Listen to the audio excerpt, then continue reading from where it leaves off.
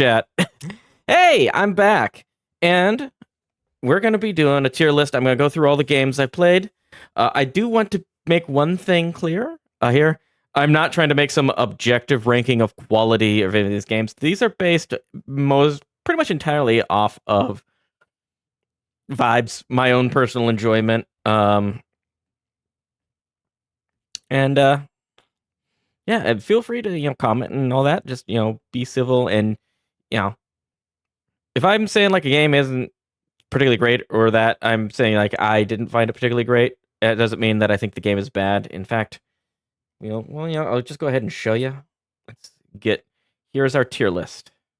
You'll notice we have one specific thing here. Let me make myself a little bigger here, maybe. Oh god, what buttons? Here we are. We've got something here. All right. We have near the bottom, we have the Reggie line. And as Reggie once said, the game is fun. So that's there just to remind you, like, I want to have, somewhat granular with my rankings. So we've got a few ratings, but everything above that line means that the game is fun. The game is fun. I think every game I played this year was fun. I don't think there's going to be anything below that line. But just to remind y'all, like, just because I give something a D doesn't mean I think it's a bad game. It's just kind of vibes how I generally rank stuff. And it's not super serious. This is just an excuse for me to talk about my games that I played and kind of give my thoughts on them. So please be chill. Where there's no flaming. All games are good. Everyone works very hard to make games. Also, I just have really excellent taste and didn't play any bad games this year because I'm great. Also, probably because, like, I didn't include anything in here that I didn't play a lot of. And so if I didn't particularly like a game, I probably didn't play it enough to feel comfortable putting it on this list. But anyways, we're going to get started. We're going to get started with our first game, Icy, which was an indie game that I picked up. Oh, I also should be clear, these are not games that came out this year. These are games that I played for the first time this year or played a significant amount this year. So our first game is Icy. I don't remember where it came out. It's I think a little older of an indie game. And it's very interesting as it is an action game that is very much blended with stuff like it's very much blended with something like the Stanley Parable. It is an action game with a lot of choices and branching paths that are narrated to by a narrator who very often breaks the fourth wall. He gets frustrated when you don't do what he says. He goes on little rants and tangents. It was very interesting. And you can... And, hold on. I want to do something here and show a little bit of the gameplay here.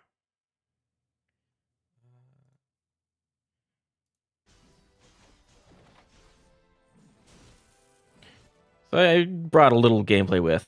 So it was a fun action game. I actually genuinely enjoyed the action of this. It got repetitive, kind of. Oh, you can also see my old overlay. Also, shout out to Moria Ryan, who followed back then. But it's fun.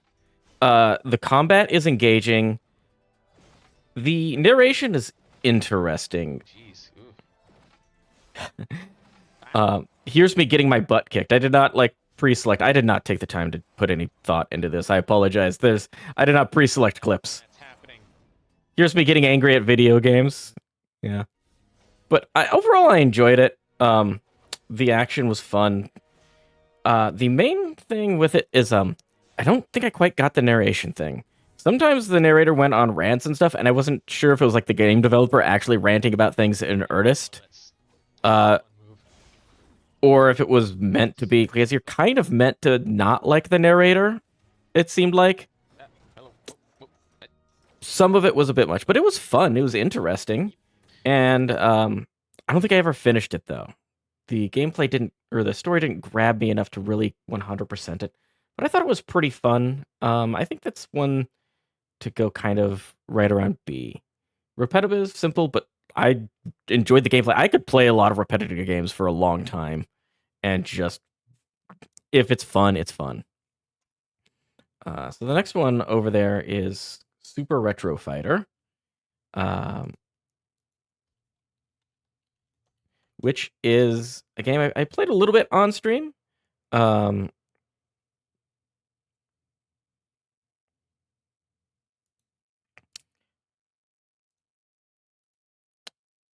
And it is a top-down shoot 'em up with roguelite mixed in. So, not a lot to say. Handful of characters to choose from. You go in, you shoot up stuff, you die, you build up your ship with currency you earn between each runs. The music is phenomenal, and you will hear it in like my intro fairly often. I genuinely like this. It is a lot of fun and enjoyable. And, well, unfortunately, my main issue with this one is it's very hard. I don't think this game needed to be a roguelite. I genuinely don't. I don't think it needed to be a roguelite. It was a lot of fun to play, but it was frustrating that, you know, it's designed to be super difficult that you can't just play through the game. You die, like, I keep dying on like the 3rd level and having to start the whole thing over. And honestly, like, Oh no. a game that was balanced more towards being able to complete it without having to grind up your ship and stuff like that between runs, I think would have been a lot more fun. But I think it's not bad. It's a really neat concept, great presentation, beautiful art, absolutely great. Absolutely great music. And I think that one's kind of going to go more in C. I just felt kind of, I've never got very far in it. I can't bring myself to play it super frequently, but still good, still fun. It has some excellent parts to it. Anyways, I should have some background music here. I just kind of realized. Let me maybe. Yeah, it's a little bit while I'm talking, and we can phase it in and out while I'm got a game going. The next one, Pokemon the Trading Card Game for Game Boy Color. One of the first, I think one of the first Game Boy Color games that I played on stream.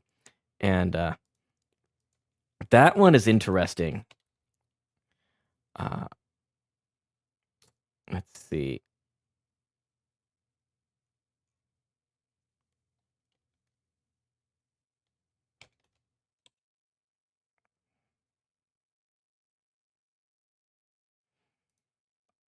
I'll queue up something here, and Oh, hello. Oop. Imakuni? Ah. Huh?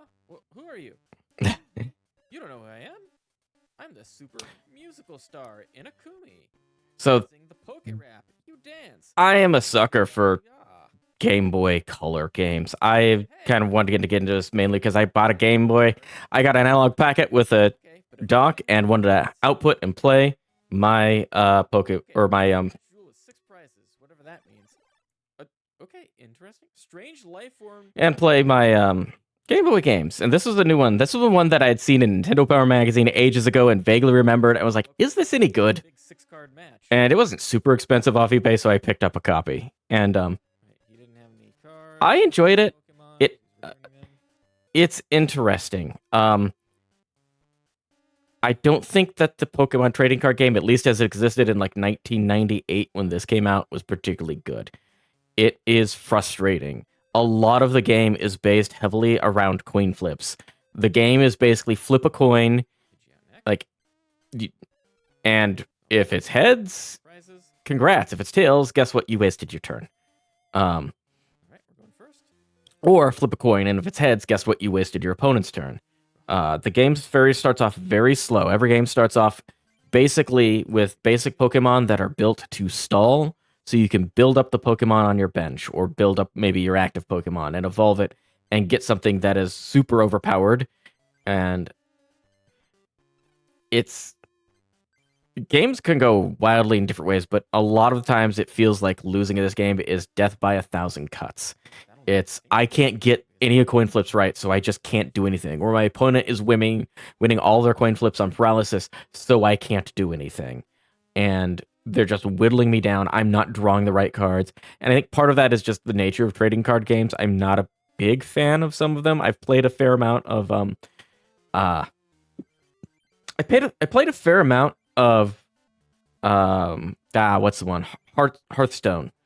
I never really built my own decks in that. I kind of just used pre-made stuff and suggestions because it's too much thinky make brain hurty. I'm definitely more of an action game fan than a strategy kind of fan, but yeah, the frustrating with card games is just like I think I have something neat that has a great synergy with it, and I never draw the cards I need. Or sometimes like I drew the cards I need, but my opponent played so poorly I never got to use them. But this one is just but when it's fun, it's fun. I love the visual style. I love the visual style of the Game Boy Color. It was so great, nostalgic to go back and see that. I love how it depicts the cards in this game. Like, I love the card art. The UI could use some work. There's some issues here and there with just the frustratingness of the gameplay, but also, like, the game treats the cards and tries to be kind of realistic in your cards in that you can't have a deck containing the same cards without owning the proper amount of duplicates for those cards. For example, like if I want to have a Pikachu in my electric water deck and I want to have a Pikachu in like an electric fire deck, I need to have two Pikachus. I can't be like, here's the cards I want for this deck and here's the for that deck and have them on my person at the same time. You can save decks at one central location that you have to keep coming back to, but that destroys the deck you're using and reshuffles the cards that you need back into the new deck and then puts the other rest in your inventory. So you kind of have to farm a lot of cards before you can go against this game's version of the Elite Four, because they, like, you need to have type advantage is a huge thing. The game is basically just going to gym and learning that gym's type so that you can build a deck that's advantageous against it and just wipe the floor with them. And that's kind of the main way of mitigating the randomness and the RNG that can make this game miserable when you're losing, to have something that like does double damage. And when you do have that advantage, you are wiping the floor of your opponents. You are destroying them. It is unfair and overbalanced, which is why I kind of, when I come back to it I mostly play with a normal psychic deck or a normal ghost deck, essentially, that I really like and I really enjoy. It's got some great synergy with a Gengar. I've got two Gengars that if I get them both out, they both can take a damage counter and move them around on the field, and their main attack lets you put a damage counter on a benched Pokemon. So I can just wipe out my opponent's weak Pokemon on the bench by just moving damage counters off of whom I'm attacking to their bench Pokemon. And that's fun. That is a neat strategy, and I like that. And one thing that is kind of, you can kind of tailor the difficulty to yourself. You don't have to go in with cards with advantage, though I kind of did just because I wanted to beat the gyms. And yeah, when this game you're losing, it just feels like this slow death sometimes. Or it's just fast because you couldn't draw a basic Pokemon fast enough. And if you don't have a basic Pokemon on your bench when your active Pokemon gets knocked out, you lose right away. And so that can be frustrating. But I keep coming back to it. I keep wanting to play more. So, like, sometimes I play it and it's just like, other times I do and it's just like, it feels good. So, I don't know. I think I'm kind of hovering around with a C for this one as well. Actually, I might go B. I don't want to make too many levels for this, but, like, I'm going with B just because the music is fantastic. It's amazing. And I don't know, I keep wanting to come back to it. It's fun. So like, I think maybe B is the realm where, like, hey, this is a game that I do want to come back to, or that I think of fondly. This is a game that has some great stuff. Like, Super Retro Fire was a game that had some great stuff in it that just, I don't know, I just didn't want to keep coming back to it because I felt like I wasn't making progress. Like I just didn't like the roguelite aspects of it. But anyways, we can move on to our next one.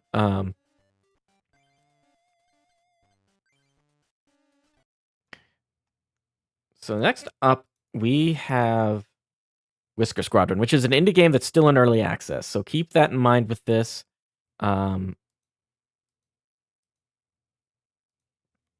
It is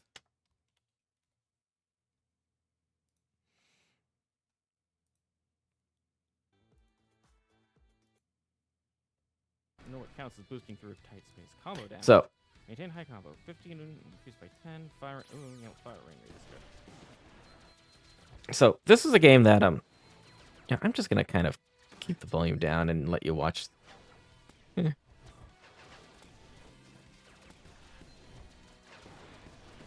No, let me see if we can hear it more. Sorry, I didn't really practice this or think the presentation through very well. I hope it's coming in all right now. I just want you to hear me talking over myself too much, but I love Star Fox. I love Star Fox 64. It's one of my favorite games of all time. This game is heavily inspired by that. It is a roguelike, or a roguelite, and it's got a great kind of retro vaporwave aesthetic. And I really enjoy it. I've come back to it a few times. The second time I came back to it, I didn't like it. Again, early access, alpha game that they changed some stuff and they balanced it and made it too difficult, I felt like. The first time I played it, it kind of felt like you really needed one specific build to get through a run. And then they nerfed that build. And I couldn't figure out, I didn't see any way of like getting through and actually winning other than grinding out more stuff in between runs. The game has multiple levels, and I think the best way to do a roguelike like this is like have those levels increasing in difficulty. So maybe it takes you a few runs to beat the first one after improving your stuff, but like you can get through like a full run on some of the earliest stuff so that you can grind that out, because it feels unsatisfying to me to die, to like end runs with dying. And I do like being able to get through like a full run. The third time I went back to it, I really enjoyed it again. It felt like they balanced stuff out. I think I understood the game more as well, because some stuff with this game is just... Oh boy, there's so much going on. Out of energy again. One of the main core aspects of this game is the combo system, where getting kills in quick succession runs up your combo meter. And there are a lot of skills that are based around that combo meter. There are ones that seem like they're really powerful that up your damage, they heal you, or they up your crit rate based on how high your combo is. But then as soon as your combo dies, you lose the DPS that you need to get kills and then keep your combo up. So if you take more hits than your shield can hold and you start losing health, your combo disappears. And it just feels... You just kind of get stuck. And again, kind of like Pokemon, when it goes bad, you're stuck in this very slow death kind of thing. Where it's just... The run is pretty much over, but you're still limping along and trying to make it through, and it's not fun. I was able to find more success with builds that weren't as reliant on the combo system and got through a run, and I think where the game's at now is in a much better state, and I'd love to see where the devs go with it from here, because it's fun. It's really great. It's definitely not finished, so I can't give it like a full-on let me hide the right things here. I can't give it like a full-on ranking because it is an alpha, but at the moment I kind of give it a C. Not B, because I like keep coming back to it. And we're gonna put it. Actually, I feel like C above Super Retro Fighter.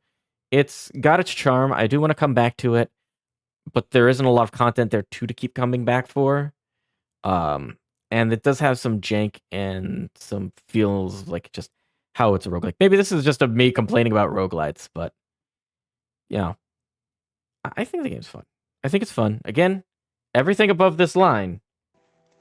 The game is fun. Right? Okay. I think right here. with it for now. Just, it's not finished. It's rough. It's not in its best state, and it's probably better than I think it is right now because there's been updates since I last played, but we're not going to dwell on it too much. I think that's a good spot for it there.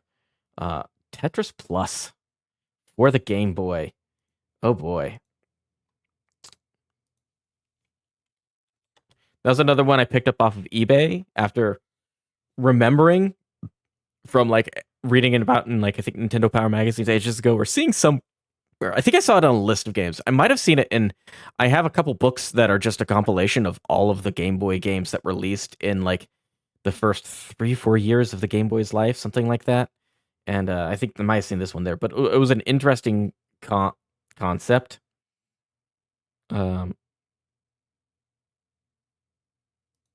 So For now, today, we're gonna warm up with a little bit of a. So this is such a neat concept. It's Tetris with an adventure mode, You know, where you control a little guy, on this one. and he's an explorer going into secret temples and stuff. And I don't know. he's walking around on the little Tetris pieces, and you got to clear the lines to get him to the bottom of the screen, to the goal. And he'll climb up No clue. blocks that you drop on him, and you got to, trap ceiling that's slowly lowering. Here, so And it's a really neat challenge, and it's a fun concept. I love the graphics and the style. I wonder if I have. I think I did it with the Super Nintendo or Super Game Boy frame. Let's see. Yeah, here we go. Yeah, don't look at that. All right. Hold on. Not. That probably wasn't the best Wait for idea. I love the Super Game Boy frame on this. Definitely wasn't a good You idea. got the little assistant anime character and our Gap on the other guy side, here. It's great. and I'm But it's a fun game. Pretty basic stuff. The basic Tetris mode is all right. It's not amazing. I honestly prefer vanilla Game Boy Tetris if I just want to play Tetris. But this is a fun mode. I didn't beat the game. It's very challenging. But it's not one where it feels super awful and unfair. I don't know, I think I have a little more patience for old challenging games that are really challenging because I don't know. This was one especially that also I didn't buy it to beat and play through the thing. I just wanted to appreciate the novelty of it. But I enjoy it. I think it's fun. I think it's pretty solid. And I think I give it a B. I think that's about right. I'm gonna put Cool. Can I get a piece that works? Can I maybe please? here. Thank you. You know what? Done. Ranking in the rows does not matter. I'm gonna say. Okay. It's that line. Where'd the video go? There it goes. Anyways. So our next game. Ooh, Spark the Electric Jester 3.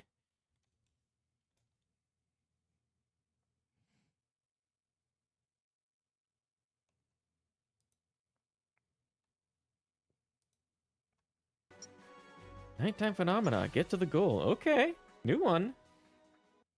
Right. Area 5. All right. Hysteria. Hysteria. If you can see the video right here, Ooh. it's you can kind of tell this is highly influenced by Sonic the Hedgehog, specifically the Sonic Adventure series. It's fun. It is a blast. It is a very more feels like refined and polished version of like Sonic Adventure. The movement is very satisfying. There's a lot of cool skills and abilities.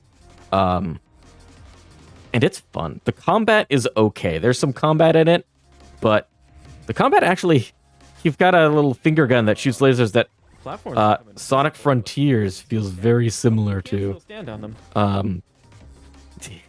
Sonic Frontiers, like if you remember, like there's like the laser blast, whatever, that feels like they kind of might have taken it from this or were inspired by it, maybe. I don't know. But this game is fun. It's visually great. The characters are not neat, and the gameplay is tight. It's phenomenal. It's fun to go back and replay some levels. The upper path, of course. The story, the story is okay. The story is okay. I felt the story drags on for, I think, too long at parts.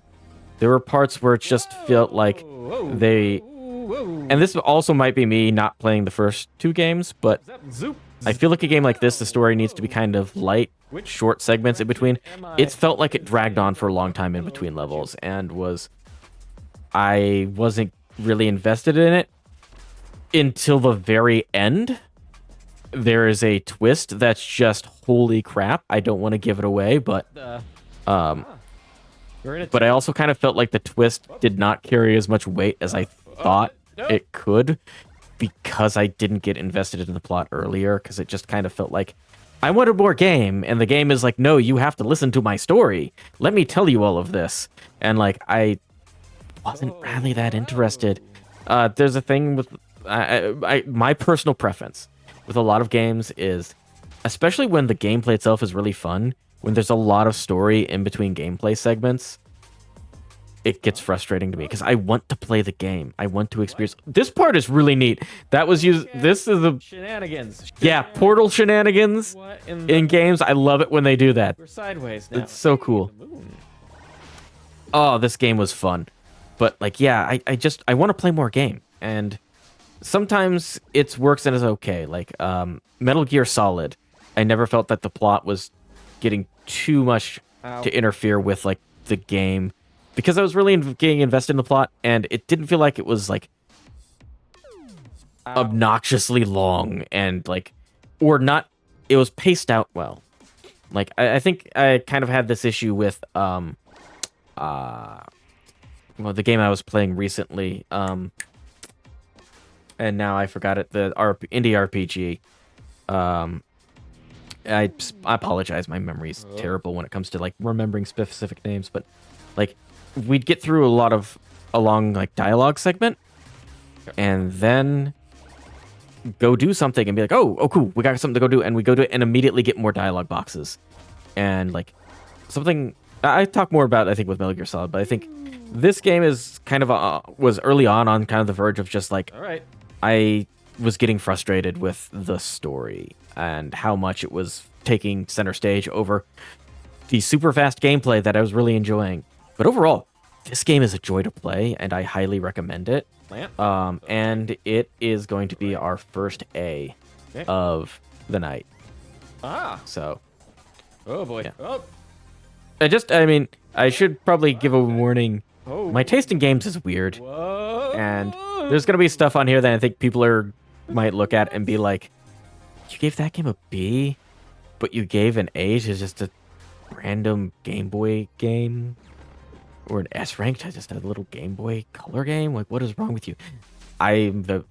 That's me. That's my stuff. Like, I'm not saying these games are better than others in any way or anything like that.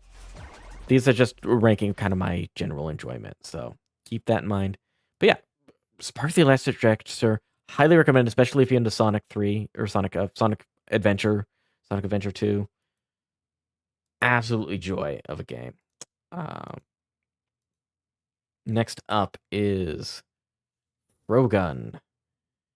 So Frogun, another indie game with like a retro feel to it. Feels like a PlayStation game. For better or for worse, I would say. It feels like a PlayStation game. Hello. Oh, wow. This is a model version of my model I don't use much anymore with the shirt. Why not? Again, my older overlay. Keep streaming regularly and finding games to play sometimes is... But I do like playing Hi-Fi Rush and Death Stranding. Very retro stuff. I want to go back and play more of it. This is another one that, like, I really do want to go back. It's slow. My main issue with this game that I've kind of had is that you die and you lose a lot of progress. I think you start, for most of levels, you start the whole level over again. Grapple. And that is frustrating for me. I have trouble like finishing games that do that if they get to a point where like I'm having to repeat long segments for a while. Frappuccino? It's also just slow. Like it's one of those very like methodical platformers right? Where you gotta wait for the platform to come to you, walk, you don't really have much of a jump. And that, Boing. I get impatient. I die a lot because I'm impatient, and it's me. Why are you? Right, and like I say, like this is a ranking of my enjoyment and feelings on the games, not a ranking of like how I think they're objectively good. Because this game is excellent. There's just some elements for it that are kind of like not for me. That I just like. I don't play games like this super well. But like, if you like Toad's Treasure Tracker, it's kind of like got a similar vibe to that. And But we're also all the way back. I fell off this game, but not because I didn't like it, just because I think I got stuck with a boss for a little while. A long ways back. But then it's just other things came out, and I never finished it. And I kind of want to go back. I don't even know where here is. I know there's a sequel coming out soon. But Oh, yeah, this guy. this game is so charming. I mean, look at the graphic style. Look how pretty this is. It's just, it feels like, you know, classic PlayStation. Which, though I don't have a lot of memory of classic PlayStation games. We were a Nintendo 64 household. I'm sorry. I played a little bit on the PlayStation, but like, look at that little skip I did right there. Look at that. Big brain right up here. But yeah, this game was a lot of fun. It's got so much charm, and getting through the puzzles feels so satisfying. There we go. I'm giving it just kind of, for me, it's kind of a high B, just because, I don't, it just, something bits about it just felt slow and didn't quite, I clicked the wrong thing again, click with me, but, it's fun. It's a lot of fun. It's got so much charm to it. I'd love to see more of it. I'd love to see, I'd love to see a lot more of it. Next one, Ratchet and Clank Rift Apart. The first Ratchet and Clank game I have ever played. First one I've ever owned, first one I've ever played. I grew up you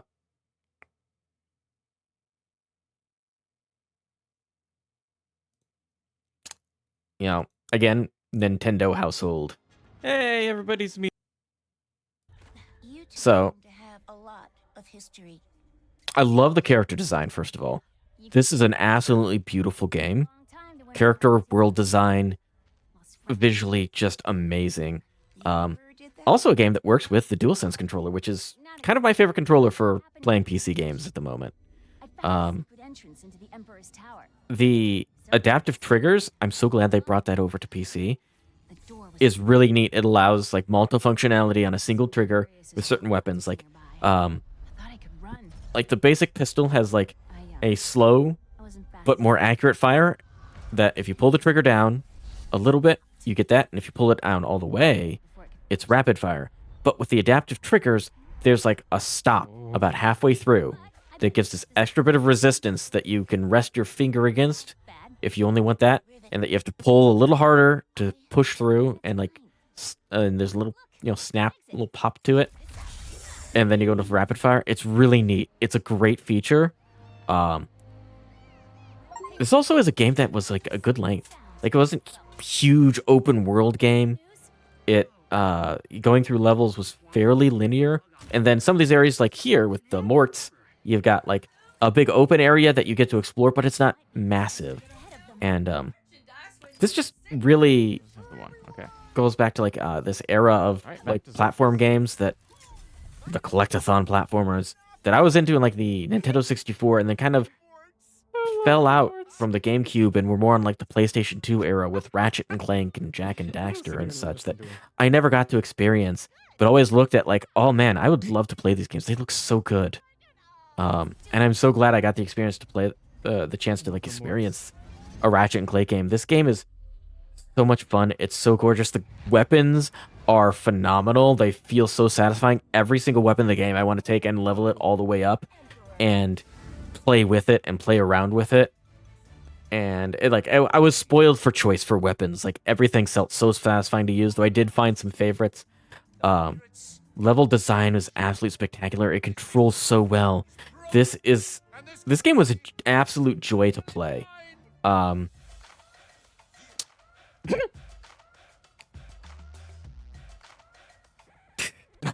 And the sense of humor is phenomenal. It had me laughing the whole time. There's so much.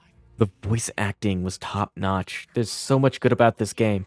It is just joy, pure joy in video game form. I can't say much more about it, but I want to because I just want to keep watching this and showing more of it. Oh, jeez. I guess if I could come up with any complaint with the game, maybe there's a little much, like grinding up to level up all the weapons and do all the side quests but I think I did all the arena quests because they were so much fun to do. I don't think there was a point in this game because I definitely like games. I've definitely this year has been a lot for me of finding enjoyment in shorter, simpler games and just feeling burnt out on like big open world stuff with the exception of just a few games. And this was a joy. It never felt like it overstayed its welcome. I want to play more. I think the only thing really keep me from playing it and like streaming it is because I have to drag my gaming PC into the streaming room and do a dual PC setup for nights that I played it. And maybe that's it. But it's fun. Going back to this actually kind of makes me a bit sad because like this was a really fun, enjoyable game, and like I keep moving on to other games. There's so many coming out, and I feel spoiled for choice in playing all these games, and I move off of it for a little bit and I just forget, and like I'd love to go back and revisit this and play some more. But also it's kind of in this sweet spot where like I can sit and just have fond memories of playing it and really enjoying it, and like just kind of leave it where it is here we are. because it was fun. And it is going to be our first S rank. I love it. It's so much fun. It's such a great game. Anyways, so yeah, that's my review for Ratchet and Clank Rift Apart. The game is fun. The game is fun. Mario Tennis. Actually, you know what? We're going to go before that. We're going to do these in a row. And we're just going to start with Mario Golf.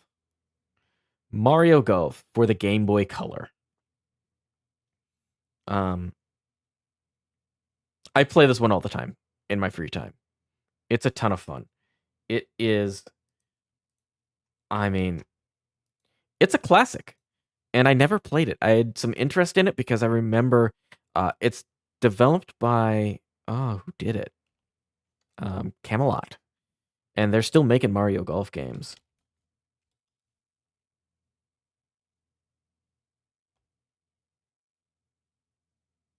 Let's see. Here's a good one. I think we're gonna do it on the Marion course.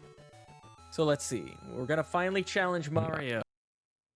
I hope this doesn't kill my Become bit the rate. best golfer of all time. So, I do not need to power shot. I mean, one, I love this era of graphics. I love Game Boy Color games. Alright, so let's go. I love the visual, but this looks so good. One thing that's crazy to me is like the physics on putting, like when it does the like close up, how smooth the ball rolls and how it looks. I don't know why, if it's a visual trick or what, but it looks really cool to me. I don't know. Nice shot to Mario. The game was so much fun. Wait, so we outdistanced. Yeah, I want to try this because I heard, of the Mario games, the Nintendo 64 and the Game Boy Color games were made by the same developers, but on the Game Boy Color, it wasn't just a Mario sports game, it was an RPG. You made a character, and you leveled them up, and you increased their golf skills. You played golf against the famous Mario cast. You went to, like, 4 different golf courses, 5, once you unlock, like, the actual Mario Mushroom Kingdom Cup, where all of the courses look like Mario characters, like Goombas and such. And I still keep pulling this one out and playing it in my free time on my Analog Pocket. It is a lot of fun. It is an absolutely stellar game. The only thing with it is sometimes it is very difficult to judge where the ball is going to land. Especially if you are not trying to hit it at max power. I found that to be really frustrating at times. And there's a bit kind of at the end where you have the mushroom cup where you really do kind of need to grind the lower cups a few times and level up before you have Furious win. the power Furious. you like No. need to be able to actually score well and beat the cup. As long as it doesn't And it can get really frustrating. I think the Mario Cup one definitely went a little far with trying to design the levels to look like Mario characters and not like be good golf courses, Maybe it but they're still fun to play. They just, I think a part of it is just like sometimes you miss and you go into like a water hazard and like the whole run is just shot, like the whole tournament is. But I keep coming back to it. It's a lot of fun. The golf physics are phenomenal. It's just this perfect level of simplicity that makes it really fun and engaging without being overly complicated and makes it really nice and easy to pick up and play. Oh. Oh, I missed that shot. I can't believe it. He sinks this. He's got a point. Is he gonna sink it? I think he's got it. Oh. Oh, the computer was being merciful. Look at that. We are still alive. This was one of my favorite games this year. I'll be honest. This is All right. one that I'm going to be playing for years to come on my Game Boy. And I think, despite some of the flaws that it has, like just everything about this, I don't know. The vibes, man. This game's got those retro vibes that just, it's the picture of the monkey, just neuron activation. That is me. And so this is another S rank up here. I freaking love this game. It's absolutely amazing. So yeah, Mario Tennis will be our next one. And Mario Tennis was by the same developer, same concept. I loved Mario Tennis on the N64. I never owned it. I just rented it a few times, but I remember loving it and not finding like the newer Mario Tennises to be as good. It just felt so great. So I was excited to try this one, and unfortunately, it just didn't quite feel the same. I think one thing with the game is the secret for now. matches take a very long time. So it's got the RPG mode like Should stop lobbing it back. Ugh. Mario Golf did, and it's got like another thing that Mario Golf and this game both do is there's lots of mini games to play that teach you how to play the game, which is great. It's just that the matches seem to go on a very long time. And like I don't know. It just didn't feel great. I just couldn't play it for as long as the game kind of wanted me to like get through some matches. But it's fun. It's still a good game to pick up and play from time to time.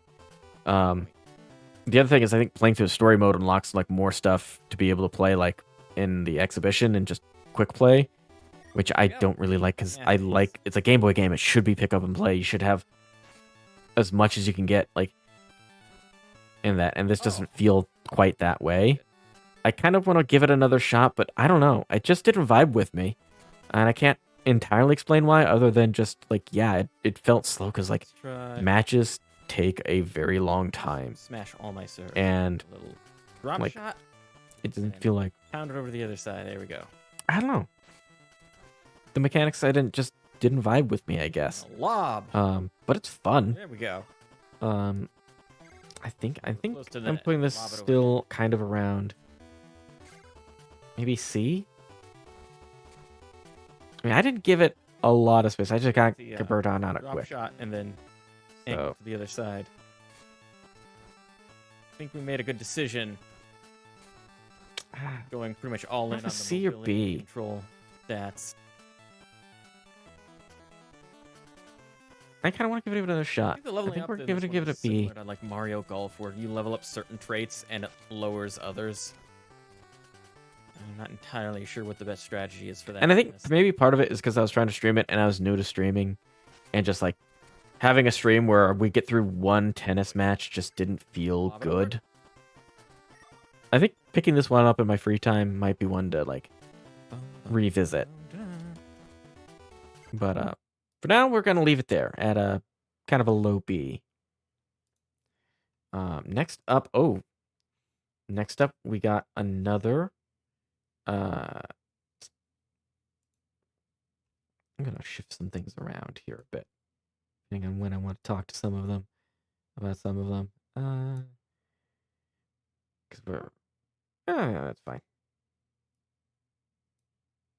I'm overthinking things again. Apologies. Mole Mania. Mole Mania. That was one that. Did I have to order this one online? No, this one was I found at a local game store. So Mario Golf I got at my local game store. Actually, roll things back a bit to Mario Golf, because I do want to talk about this. I got that at a local game store, and it was discounted because the label was messed up, but also the cartridge was messed up. I took a Q-tip and some rubbing alcohol and wiped out so much like weird, gross brown goo out of that cartridge. I actually made a makeshift like Game Boy screwdriver by melting the tip of a pen in my fireplace to mold it around the screw in the back to open up the cartridge and clean it. And then found that it was broken and had to order a replacement cartridge online off of Etsy. So I kind of became a like amateur Game Boy game restorer now. I actually did buy the proper screwdrivers because I needed those to get it back on. But it is a fun game. It was just like I had to like tweak. I had to clean that thing up and get it working again. And I actually got a replacement label for it off Etsy as well. But you can tell because the cartridge isn't the same color as the traditional Game Boy cartridges. But yeah, Mole Mania was one that I got from my local game store, and it's a lot of fun. Let me bring up some video for that real quick. We had one diehard fan showing up in our chat, so shout out to you, who showed up every single time.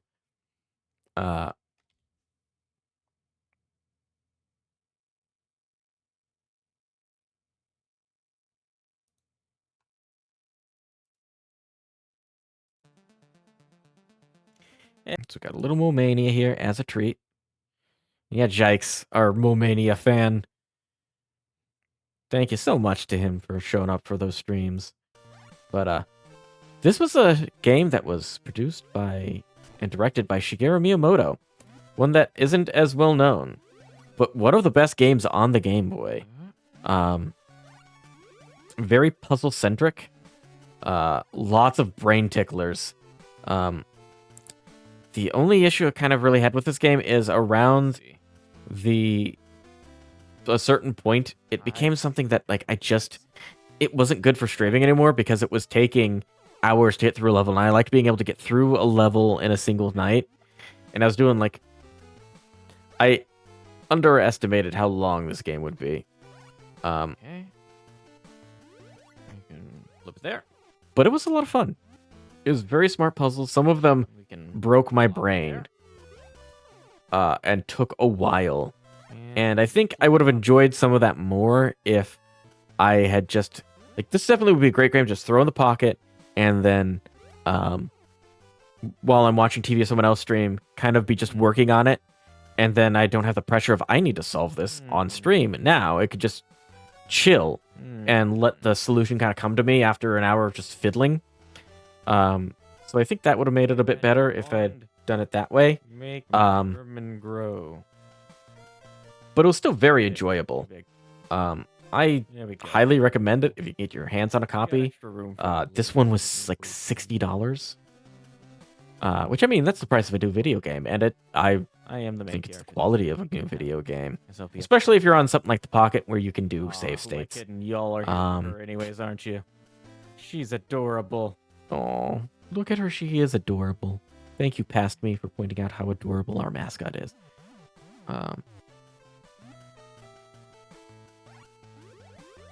Hiya! Yeah, this game is so much charm to it. Hey. Each time you beat a level, you get a little cutscene where you rescue one of your children. You're basically trying to rescue your children and wife from a farmer That guy. because you're a mole and he doesn't like you because you eat his cabbages. And you get like this cute little thing where you rescue your kid, and like something Okay. embarrassing happens to the dad. It's very cute and charming. The puzzles are very Boy. clever. Yeah. Yeah, I like this game. Just the overall feel of it for me, because I found some of the puzzles to be a bit frustrating, but it's a wonderful game, and so we are at A rank for Molmania. Oh boy, Small Saga. Ooh. All right, let's bring some footage of that one up.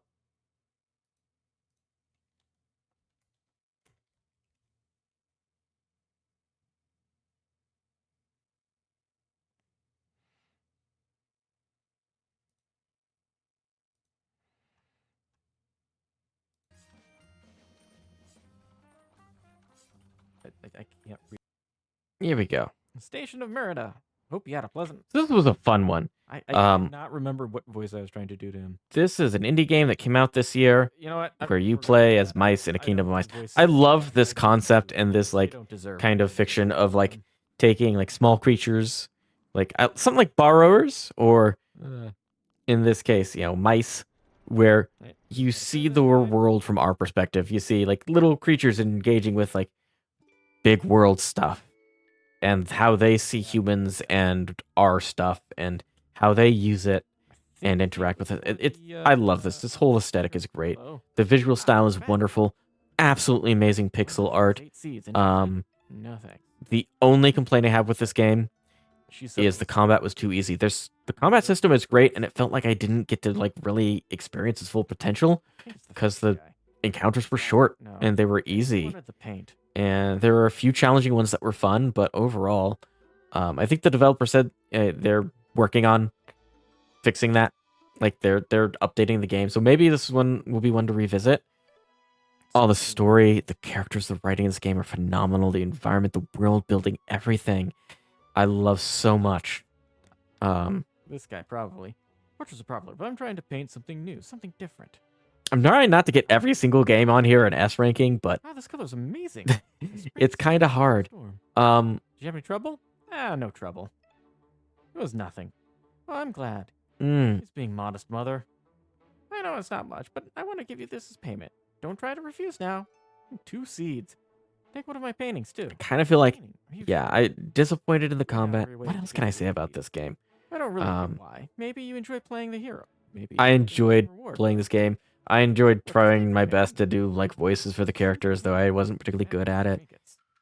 This is one of the favorite games that I've streamed, I think. But where could you hang it? I want to show more, but there's not a lot, I guess, more to say about it. Fries freely. Save your game. It touches on some like interesting topics and political commentary Okay, the door just in a way that I thoroughly enjoyed. Door's locked, rusted. There were Nazi squirrels in it. Uniform, just have a notice. On that note, these idiots will be doing regular. They're unarmed, so stay out of their line of sight. You kill Nazi squirrels. I'll be quiet. You for the rest. depose them. Just nab that key. You fight Make against a him monarchy hard that was thing. chill with the Nazi squirrels, and that means that they suck, you know. Does he have skill? And yeah, start democracies. It's great. My description's not gonna do it justice. I just go play this game. Buy the game, play it. Right, we got some Nazis. I'm gonna put it at the top of A because the main thing is like the combat was fun, but it was too easy and I didn't feel like I get to explore it enough. But the story was great, and it just, you know what? I don't want to make too many, but we're going to make another one. No,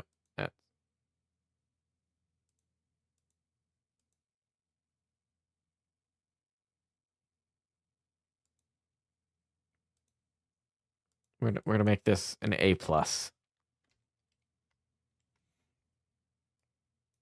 I don't want it to sit with A. I don't quite feel it's an S, but A plus. Small Saga is great. Armored Core. Oh god, I hope I don't rant too much on this one. Now let me find footage from me streaming it where I'm not cursing at the game and being angry about it.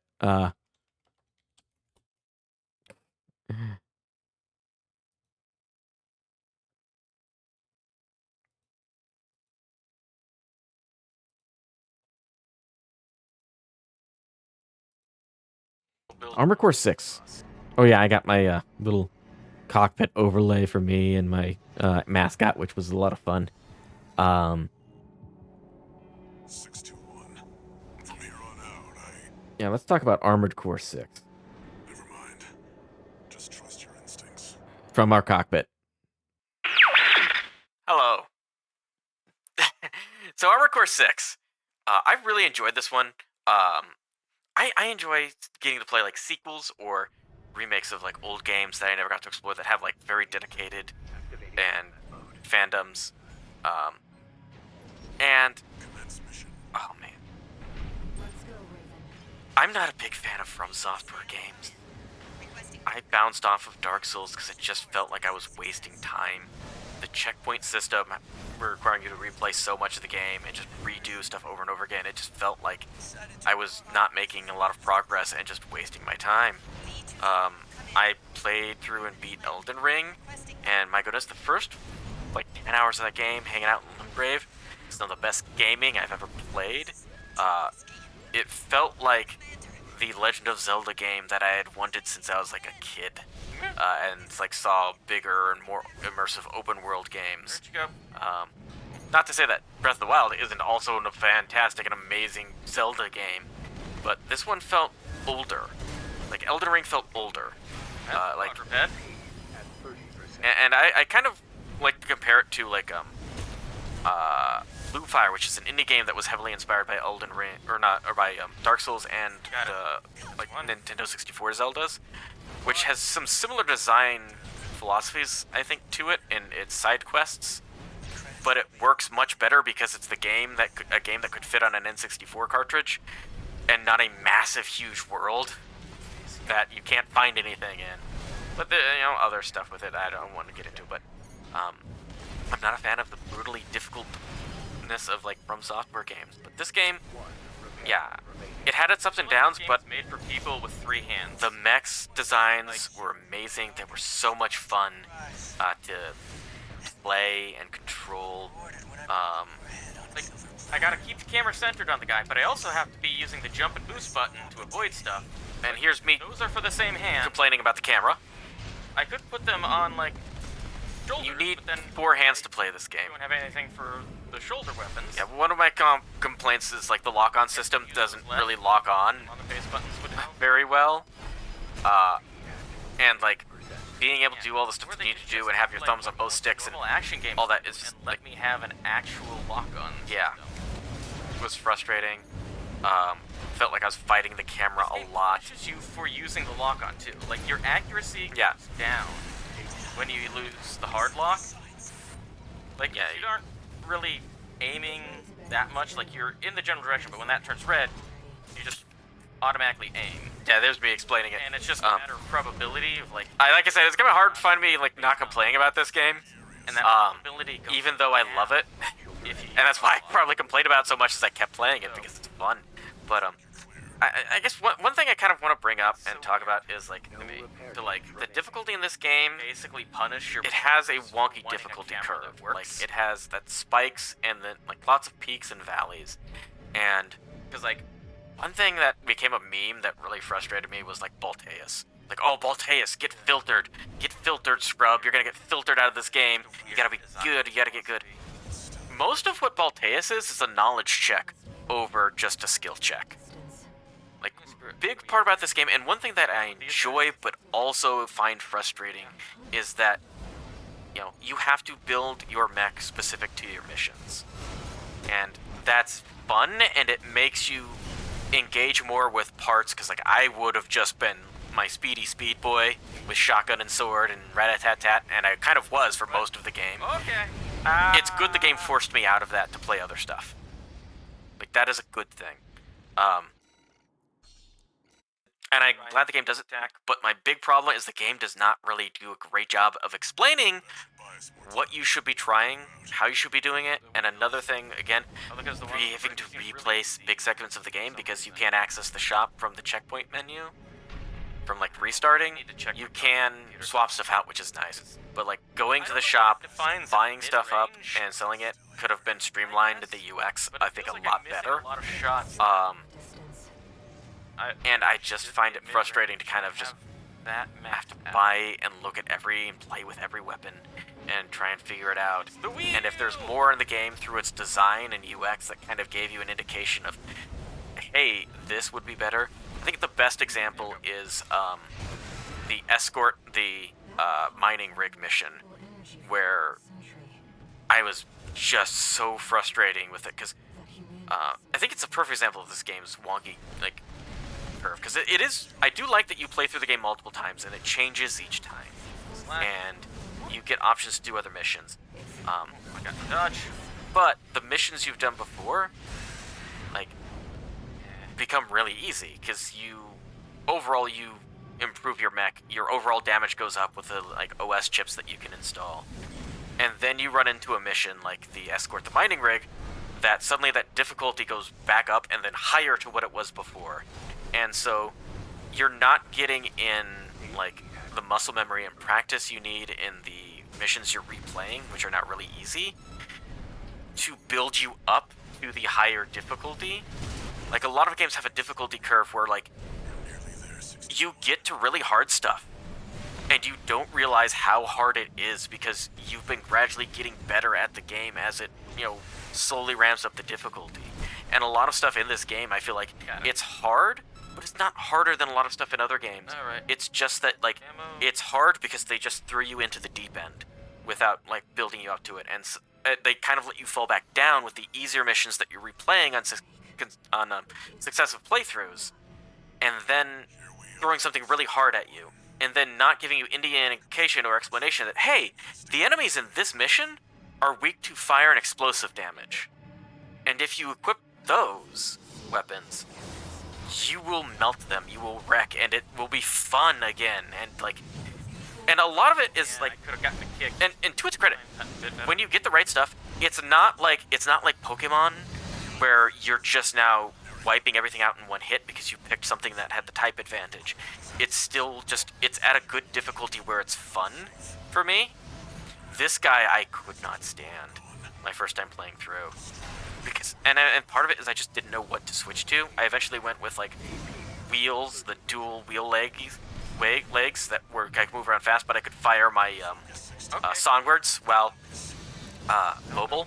Why that didn't stagger, or why his stagger gauge went back to... I think this... It's gone. Cool. I'm not sure if this is my second playthrough or first. This might be my first, so I'm going to be complaining a lot about this guy here. My second time through, I think he felt like the balance was a lot more there, and I could beat him with, like, kind of something similar to this build. Build a robot. But, like... Let's guess at what we're supposed to build to beat this. Here I am bitching about it. I'm gonna skip ahead and not save you some of that complaining, because I get a bit salty there, and I don't feel good about that. I don't want to be guy who plays games and yells at them. These might help. But with Balteus, going back to Balteus, is like, people like making the meme of him being a filter, but like, the filter for me is just like, the challenge of that is the knowledge check. Like, and part of his design is pretty good in that it teaches you, at least you can figure it out, that, like, you're meant to play very aggressively. Like, right? Like, assault boosting in can, especially now that they tweaked it a little bit, assault boosting in will get you past most all of his missiles. And you need to get in his face and stagger him. That's how it's supposed to, like, that's what the game wants from you. I'm also dumb and a little ADHD and completely forgot that there was a gun that is supposed to be better against shields. Until after I beat him. Literally, I beat him and was celebrating, and then went, oh, there's a gun that's good against his shields. I should have got that. But even, like, trying the fight again with that, like, it doesn't do a lot of damage, and I felt better just using, like, what I had before to get more damages when I got the staggers in. Then try and get the shield down faster. But, like, I don't know. People that are, like, bragging about how that fight is a filter, to me, like, again, it felt more like a knowledge check. Quadruped might not be the best thing. And it feels like the college professor that brags about only half the people in this class will pass. And it's like, that just means you're a bad teacher. Like, people shouldn't be failing out of the Balteus fight, because the point of that fight is to teach you how to play the game, and if they're failing out of it and getting filtered out, it's because, like, you've not taught them properly. Like, the boss fight isn't teaching them what you want it to teach them.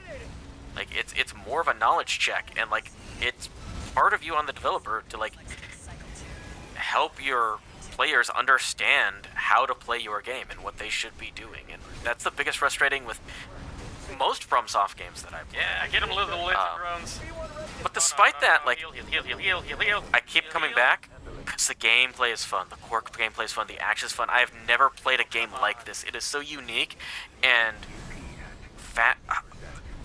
there's so much variety in the weapons. I want to get back into it.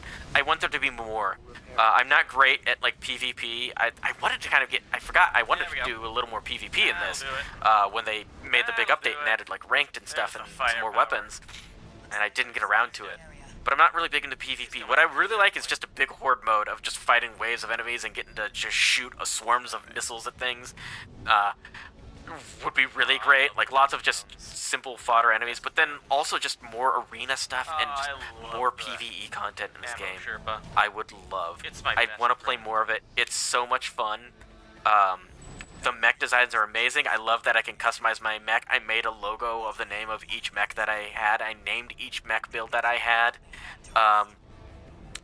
And as much as I complain about things in this game, like, it is great. It was a joy to play through. I am a fan of Armored Core now, I guess I could kind of say.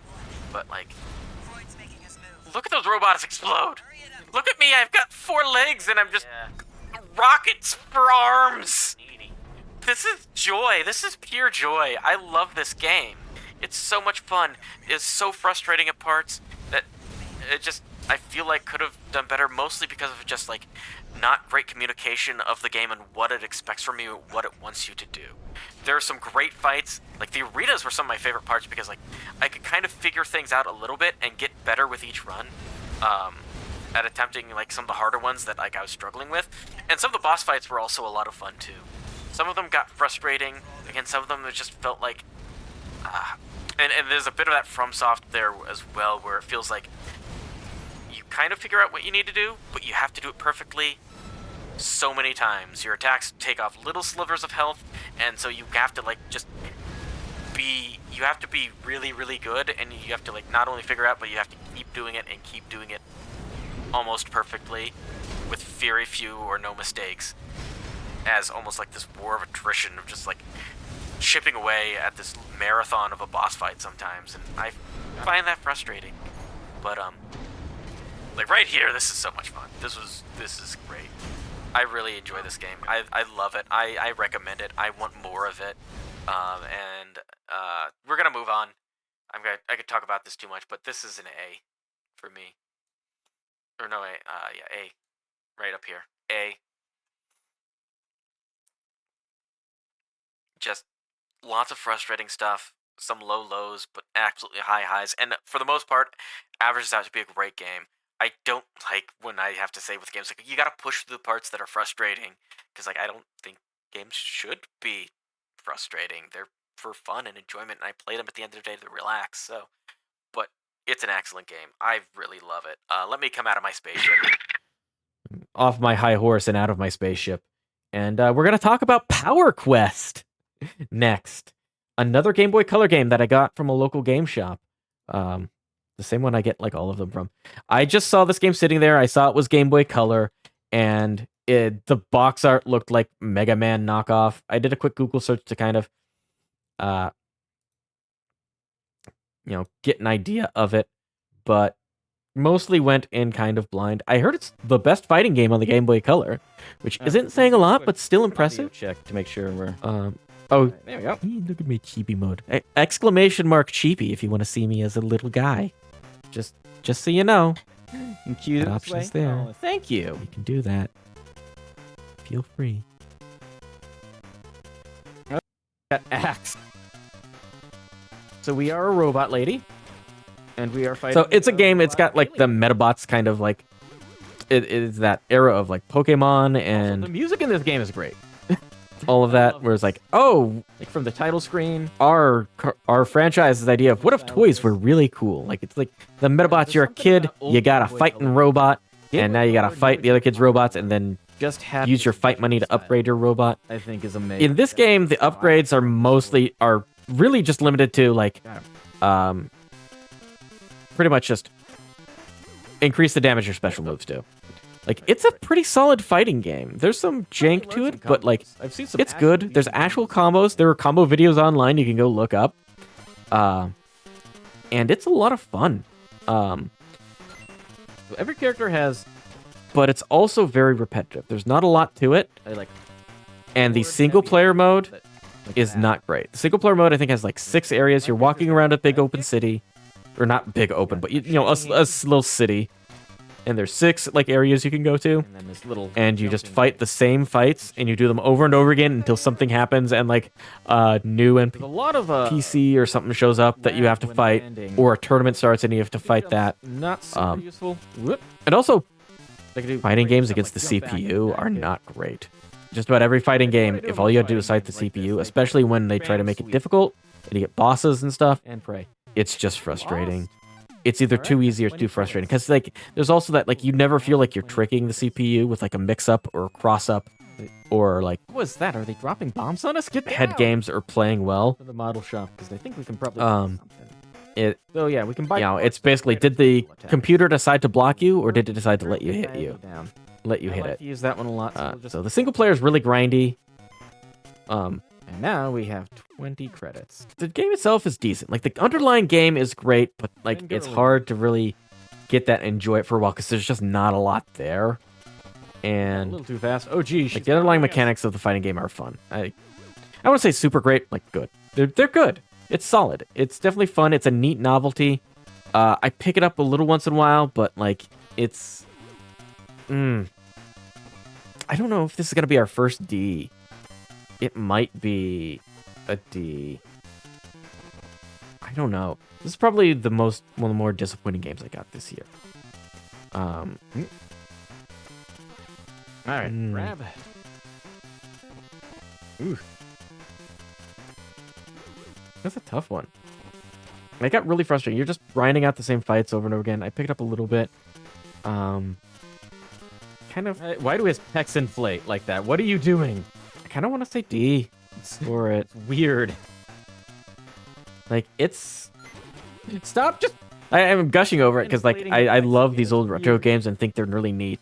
And it has some neat stuff to it to just find a Game Boy Color game that like, hey, it's a right now. solid fighter.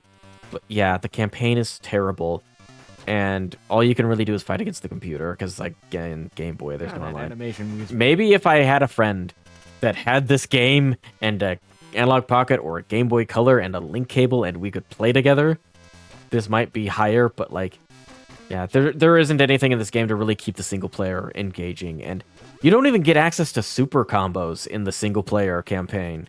In like the story Yeah, mode I can get him to until do from right here is like the that. end, and like I'm not grinding out then anymore get in that. It's just Right. but like again, We have a guard. it is above the line, Reversal. so we must reiterate. Counter attack. The game Time over. is fun. It's a fun game. If it looks there's neat no to way to you, make I'd the time say over. pick it up. Like you can get it I cheap. know. It's not expensive. Again, probably because it's not that great, but I mean, for a fighting game with 2 buttons, it's darn good. But yeah, it's just you know, but it's fun. It's not bad. Oh, okay. This one I did not stream. This is a game that I'm blanking on the name of even. What was it? Oh gosh. I think I got it on Switch.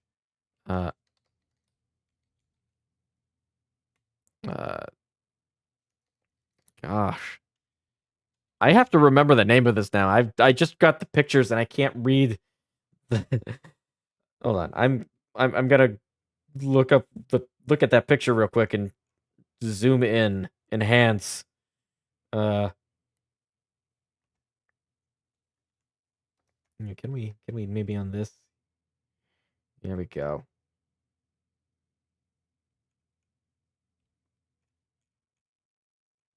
Divination. Thank you. There it is. Okay. Here, we can probably make this a little easier to see. Let me pick up more of the screen, maybe. Divination. Actually, can we?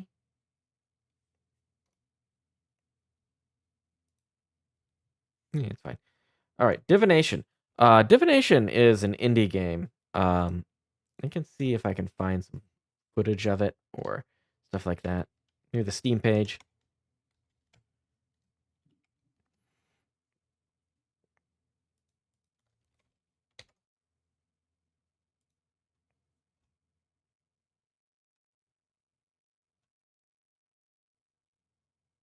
Okay, come on. There we go.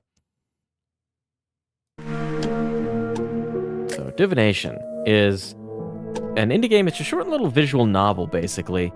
Of, you are basically someone that people are coming to and asking for, asking you to tell them their future, and they kind of give you their story, and you pick these emblems here, and you, depending on the order you pick them, you give them kind of a different answer. And that shapes the outcome of their future and the overall arcing story. It's a really neat game. It's got a neat story and concept. It goes to some dark places. It is very much about also like finding meaning in existence and what it means to exist. It's the ethics of existing. It has some interesting things to say. At one point, a character though makes kind of a. I don't want to. There's some dark stuff. Something with it I didn't quite agree with. Comparing an idea of being born with the consent, and comparing certain things with you didn't ask to be born. Kind of, but making a unsavory comparison to something else, and I don't know if that's a great argument, and I'm not sure. It felt like it was going to a place that was unnecessarily kind of cynical, and I don't know, and not as deep and thought provoking as I think maybe the writers thought it would be. But it is a deep and thought-provoking game, I think. And it's got a neat story. But yeah, it focuses on some dark stuff. And just the idea of living and existence. It's a short game. It's worth checking out. I would put it probably... it's on Switch and it's on Steam and it's pretty cheap. But I would put it at about... I put it at a B. Okay. Oh gosh, Baldur's Gate 3. Oh boy. Oh no. Oh no. I'm gonna have opinions on this. People are gonna be like, I don't have footage for this one either. Because I did not play this on stream. I played this with friends on our game nights. And I love playing games with my friends. And I enjoy playing this game with my friends. To be clear, I like Baldur's Gate 3. I like the game. I do like the game. I don't think I don't like the game, because I do like the game. This was one that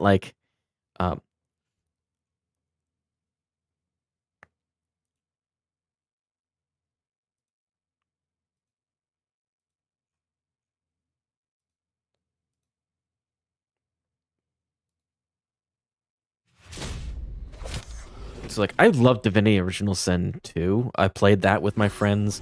I really enjoyed it. Baldur's Gate 3 was a game that I was looking forward to playing with my friends. I did not have a lot of interest in playing the solo with single player, and I just haven't played it single player.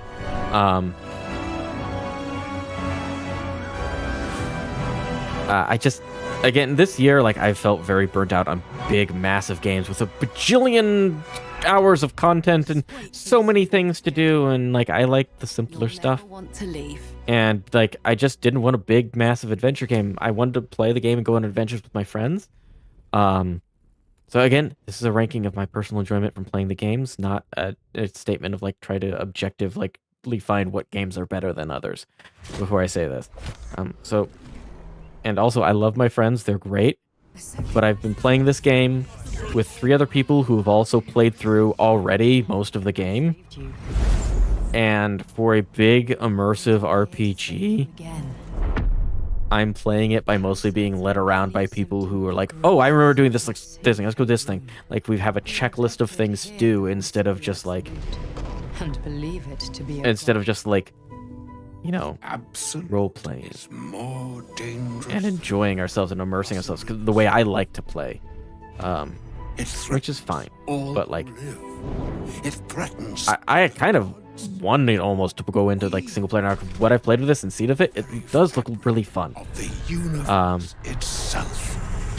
But I also like to like immerse myself in these games and role play, and not just be like, oh, if we do this, we can get this item, which is really cool. Like, right? I'm fine if I fuck up and like get someone killed, and oh no, we won't see their super special cutscene in the end. But this game is amazing. This is, you know, Game Awards Game of the Year, and it 100% deserves it. And I was rooting for it to get Game of the Year, and hoping that it would. Silence. It is amazing. It is absolutely. It's visually gorgeous. It has so much depth to it. The characters are amazing. The writing is phenomenal. It is this big, massive world that does an excellent job of capturing one of the world's best games, Dungeons & Dragons, a tabletop, freeform, open-ended theater of the mind. And that is one thing where I kind of also feel it falters a little bit in that, I guess if I'm going to reach for like cons in this game, it does an excellent job of translating D&D like mechanics to it, but there's a lot. Trying to take a game where you literally are just playing with other people and you say, DM, I want to do this stupid crazy idea I have in my head, and your DM could just be like, yeah, sure, go for it, right? Because you don't have to rely on it being programmed into the game. You're all just theater of the mind imagining things. And also, I have a very excellent DM. He'll say that, you know, he hasn't really done this all that much, and he's like, you know, and that is, he's not super good. He's just trying his best, and he's good. I really enjoy playing D&D with my friends. But like, you know, I have an excellent DM, and like, you can't replicate that in a video game. But part of like trying to be like open all that is there's so many options. Like I see so many things with people like being like, oh, I like 11,000 hours in and I just found out you could do this or that. And like, it also creates like a mess of this UX and UI, especially if you're playing like me on controller. I think the controller UI in this game is not great. Trying to figure out all the things you can do, as well as just trying to replicate that tabletop experience. Like, few mortals ever glimpse what you're about to see. There's definitely like, one thing I'd like to talk about or like, explore sometimes, like the ideas of like board games and video games and where they're best to use what their strengths and weaknesses are, and where you should be using one or the other. Like, there's a lot of talk. Like, I played Gloomhaven with friends, and that is a board game that a lot of people kind of say feels like it wants to be or should be a video game. Oh, things are getting spicy on the screen here.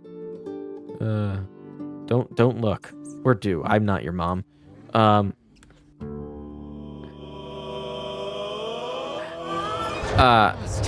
like, cause like there's so much upkeep in between rounds that actually when we played it, we used an app that someone had made, to handle a lot of the upkeep and stuff. because a lot of the games was felt like it really should have maybe been a video game, because video games are really good at handling a lot of like complex stuff and upkeep without you having to be like, ooh, put a card here, move that around, switch this, you've got these and all these things to remember. Cities are incredibly hard. I think inversely with like Baldur's Gate 3, I much prefer Divinity Original Sins. Creative. The name of the game is Baldur's Gate. The city was really going to be the thing that people were going to be talking about. The city of Baldur's Gate is seamless, which I really enjoy like I really prefer a Divinity Original Sins action point system to trying to replicate Dungeons and Dragons action, bonus action, movement, action economy stuff like of gameplay. Like for a video game, just hovering over the thing you want to do and saying, oh, it takes 2 points of action. Do you have like 6 total or whatever?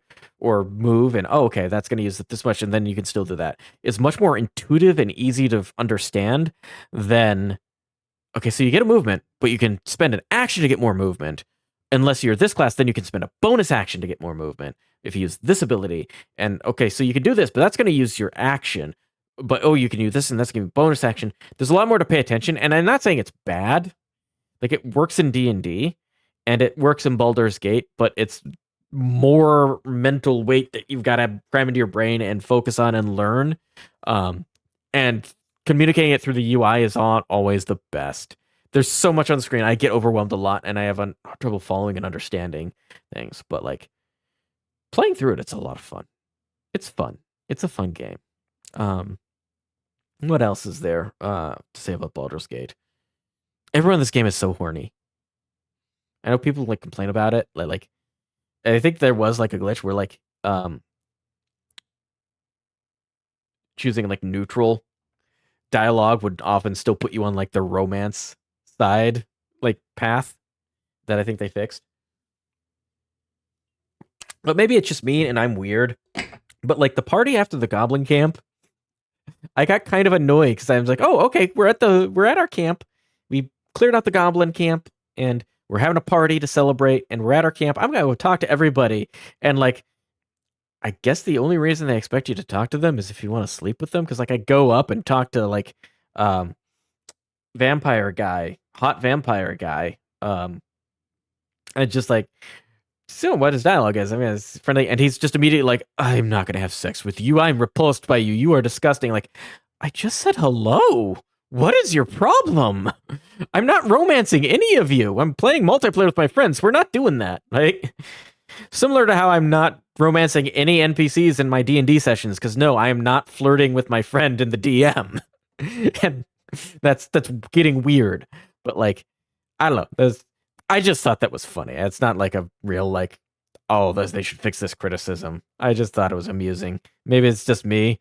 I'm just the idiot that's at the party. I'm an idiot that went to like an orgy, and I'm just like, I thought we were here to talk about Pokemon cards. I don't like this. I'm leaving.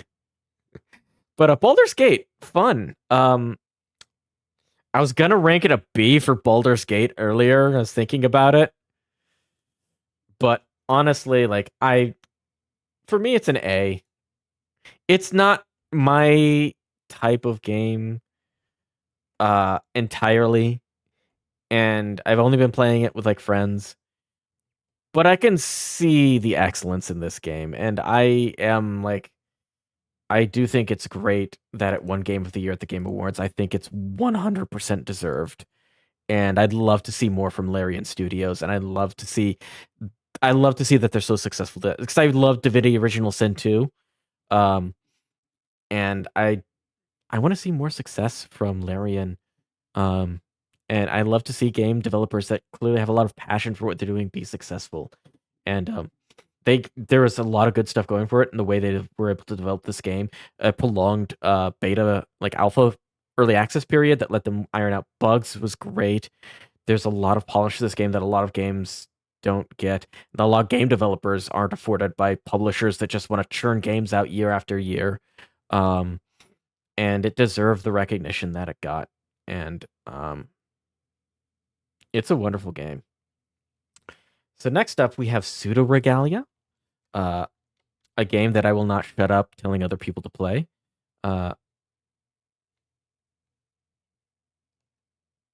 There's a game about being lost and pantsless in a castle as a bunny girl.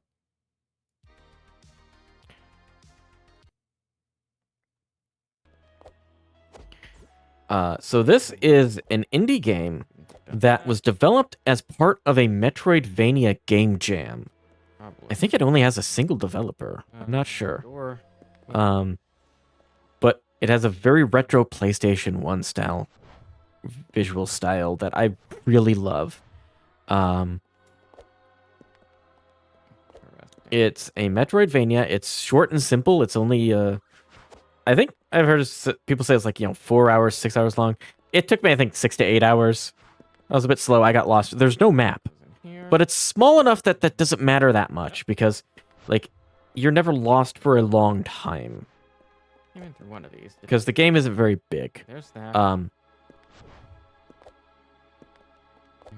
But I'm just getting engrossed watching myself play it again. It is a joy. There's a part in the game where there's a boss fight that seemed a little Dark Souls-y and kind of seems out of place because it doesn't really happen much at all again in the game. Most of it is platforming. And oh boy, is this game a platformer. Did you see that? Did you see that move? So you got, a high jump into a wall kick that gives you a little extra boost in one direction, but it punch you back the opposite direction where you go. But then you can backflip to land where you want to go, and pulling that maneuver off is the most satisfying thing in any video game ever. The platforming in this game is such a joy. It's so tight. The visual style is amazing. Again, I'm really into games based on a lot of visual style and vibes. I love tight controls, satisfying like platforming and action, and this game has it. And it has a wonderful atmosphere, a good little sense of humor, and a bit of like this like mysterious lost in, this castle dungeon and all this kind of thing going on. It's wonderful, and it's just a joy to see this coming from an indie developer from a game jam. This is clearly a passion project that someone really loves and really enjoyed putting time and effort into. And I mean, it's a joy to play. You can feel that in the game. Sure. We'll go right through this. Empty bay. And I don't know. It's a short game, so I guess I don't have a lot to say of it because there's my whole thing on it is very short. But So we'll see if there's something we can interact with. S rank. I mean, one of my favorite games this year. Absolutely phenomenal. Go play it.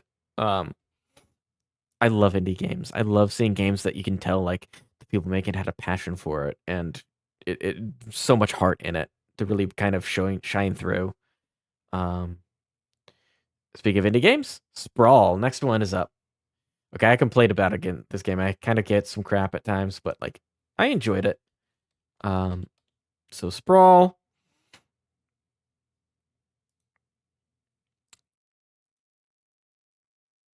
It had ups and downs.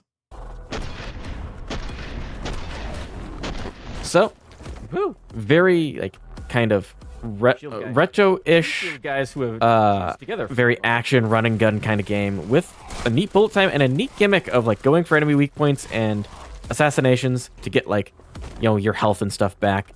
Wall running, lots of movement, as some people may call it.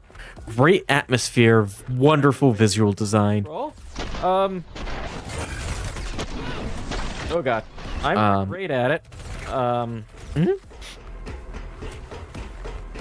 I'm talking to my friend. I kind of got confused because it wasn't sure what I was supposed to be doing and didn't realize where I was supposed to be going. Yes, but the core gameplay is fun. It just sometimes I get hung up on like weird level geometry.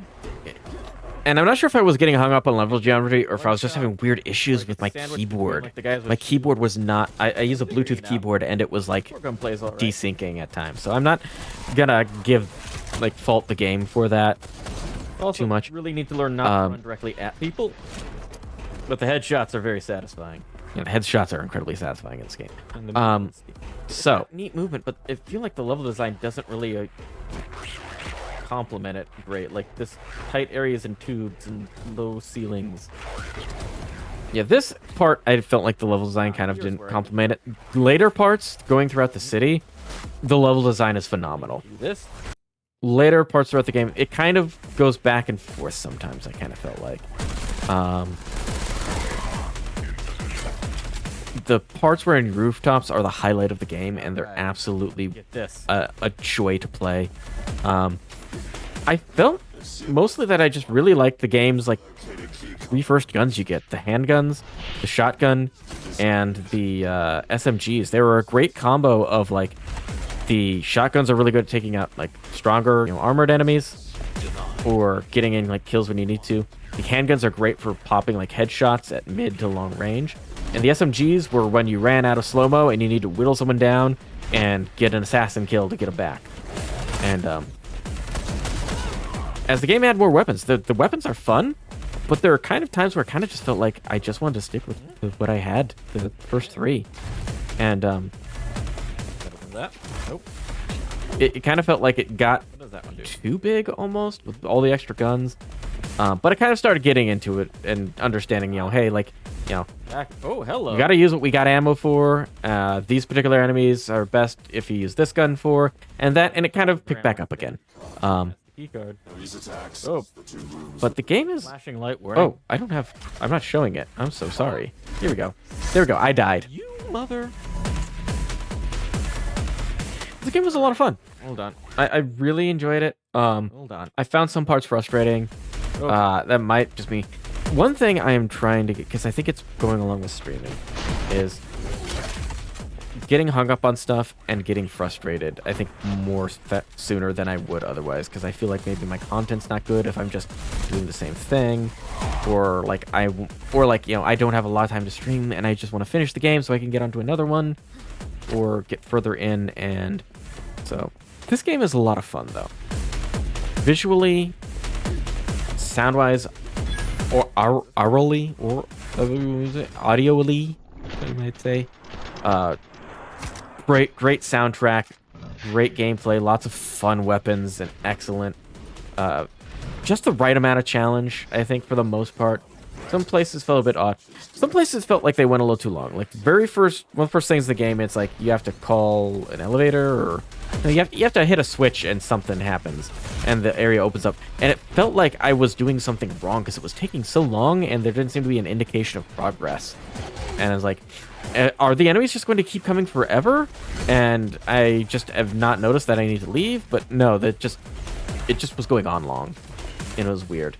And there's some later parts in the game where kind of like it felt like the combat segment was a bit long, and I didn't like dying and having to start over to replay the whole thing. But it was fun. Overall, this is an absolutely excellent game. Top-notch shooter.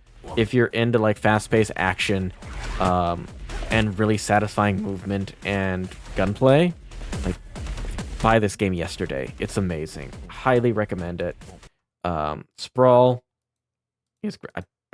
Sprawl is great, and it gets an A. Yeah. Ranking and rows doesn't matter. Kind of ish, maybe. It's a vibe thing. It's a general vibe thing. Cyberhook. The last time I played this game, I got really frustrated with it because I like kind of was out of practice and picked a really hard level and refused to give up on it. And I haven't gone back to it since. But do I not have any videos of me playing Cyberhook? There we go. Hey, everybody, it's me. Look at me. Look how young I looked back then. Cyberhook. Movement game. Grappling hook. Flying around, jump around. Look at this. Look at this.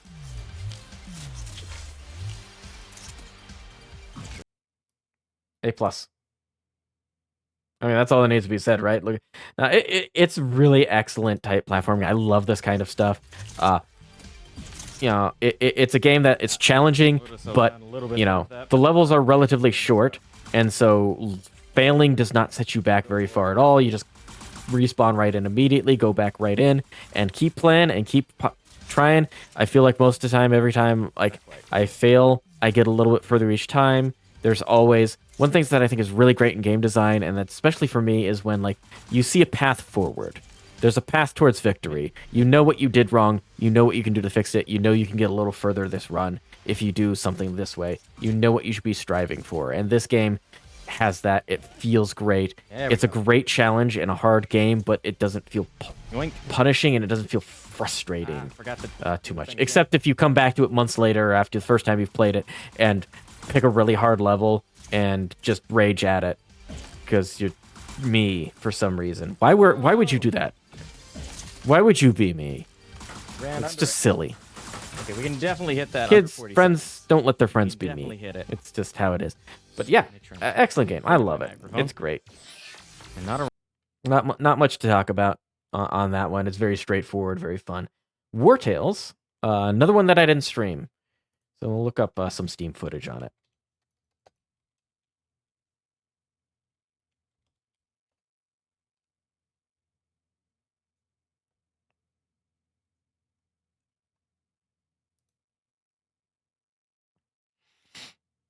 So, War Tales.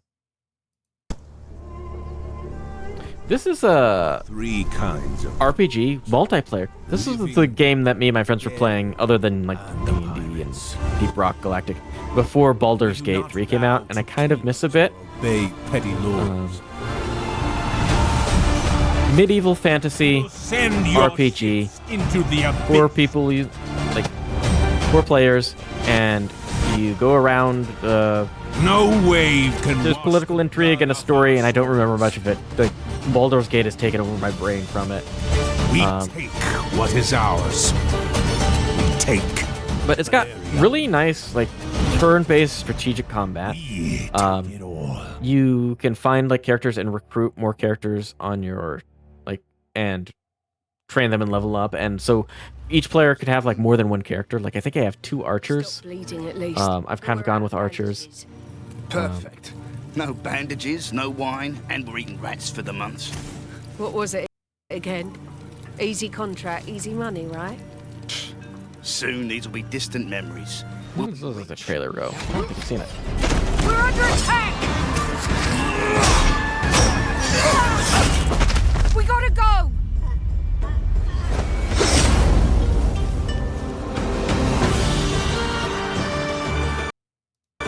This is a game that definitely, I think, might have gotten overshadowed a bit by Baldur's Gate 3 coming out. And it's an indie game. I think it's an indie game. It's a smaller budget game. And just didn't get a lot of advertising, and I don't think it's as well known.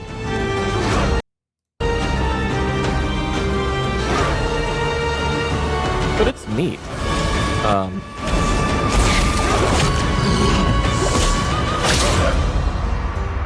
Also, this is a game that like I feel a little more better when I'm playing with like people that are like, oh, know what they're doing. Like, oh, we need to go do this, and we should get this to get that.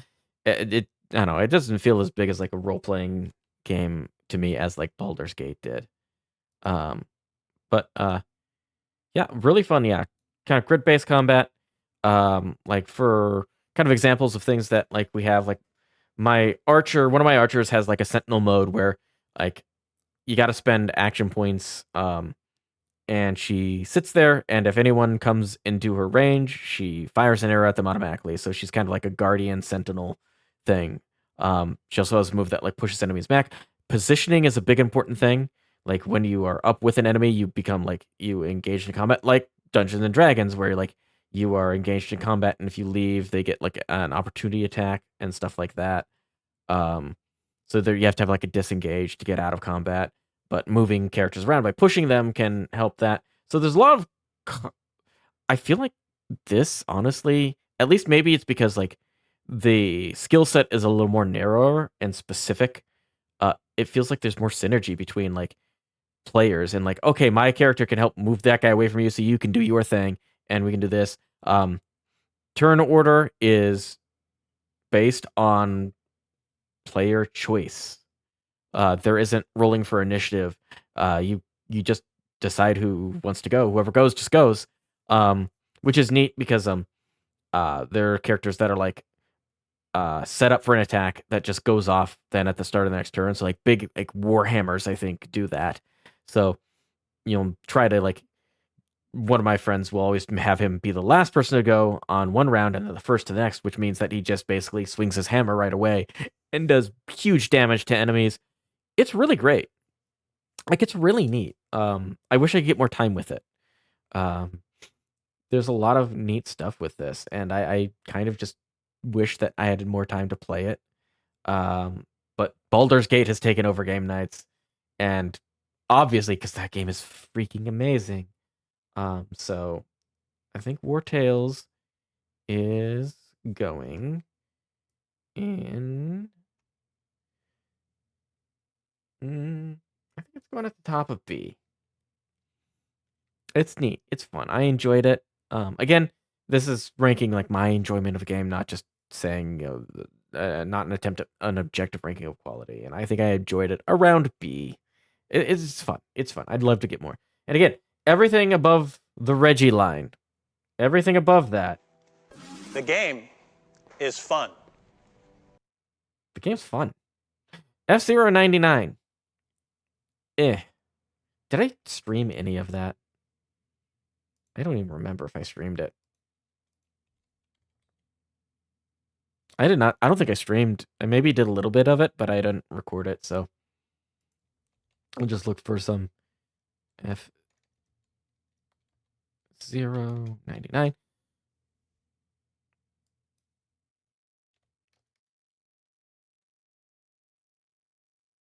I can type it right. F-Zero 99. Free with like Nintendo's online thing. Man, I'm so glad that at least they did something finally with F-Zero. Like, holy crap. I've been wanting a new F-Zero game since F-Zero GX on the GameCube. I love F-Zero GX on the GameCube. The story mode's kind of a little too hard, in my opinion, but oh, it's so satisfying. Race on classic F-Zero courses. And this game's fun. It's a neat gimmick. It's very chaotic. And I struggle with it a bit. And I don't like, it's got that free-to-play grind. You're out. Battle pass kind of thing going on with it. Conserve your power meter to stay in the race. And yeah, a lot of it is random chance. It feels like because you're just swarmed with so many other players. I'm not a fan of battle royales. You can also collect super sparks, which appear when I think I almost was going to think about maybe giving this game a D. I just not super into it, but I don't think it's bypassing your rivals and jumping into a higher position. Again, everything above the Reggie line. The game while you're racing is fun. It's fun. I enjoy it. D is not a bad ranking. I just didn't. It doesn't vibe with me. It's fun for a little bit, but I think it might play Mario Golf. I don't know. It's just frustrating because it's like it's time to race your way. A lot of it feels random. Just there's so many players you can't really just win by being good. You kind of gotta be lucky. Nintendo Switch online members later. But it's a neat game. It's fun, and like it's another thing that I find frustrating about free to play games or games that use that free to play model is I don't like seeing. I don't like it. I don't like hey, look, we got neat customizations and stuff. You can't have any of that until you play the game for a bajillion hours or give us money. This one, I don't think there's the give us money aspect to it. It's just like a battle pass. But I mean, it's fun. I just didn't vibe with me. It's still better than Power Quest. I almost want to say maybe C-. I think we can put it there. I don't know if I want to give it a D. But again, this is my ranking of like my enjoyment, so it's okay. I don't know. It's gonna stay there. None of this matters. None of this matters. Don't take it seriously. That's just where my brain says put it. Vibes. This is vibe based only. I don't know. Brain. Blame it on the space. Ooh, we got a good one coming up. We got a good one. We got a good one. We got a good one. We got a good one. We got a good one. Oh God. This could be more controversial than my opinions on From Software games or Baldur's Gate.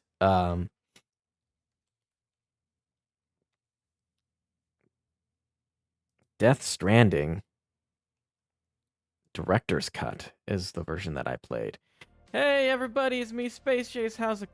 I got this free on the Epic Game Store. And this game was very controversial when it came out. It was very polarizing. The map makes And you know, I think a lot of great stuff tends to be polarizing.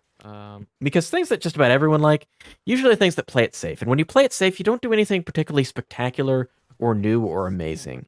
But sometimes you make things that like resonate with people. And sometimes it's a discordant resonation and that they just hate it. And sometimes it's a harmonious and it just becomes something that somebody loves, right? Like things made with passion and vision and drive resonate with people, even if they're bad. Like,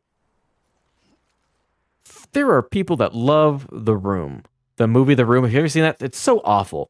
But like, Tommy Wiseau wanted to make a movie so bad. He poured his heart and soul into this. He's just bad at making movies.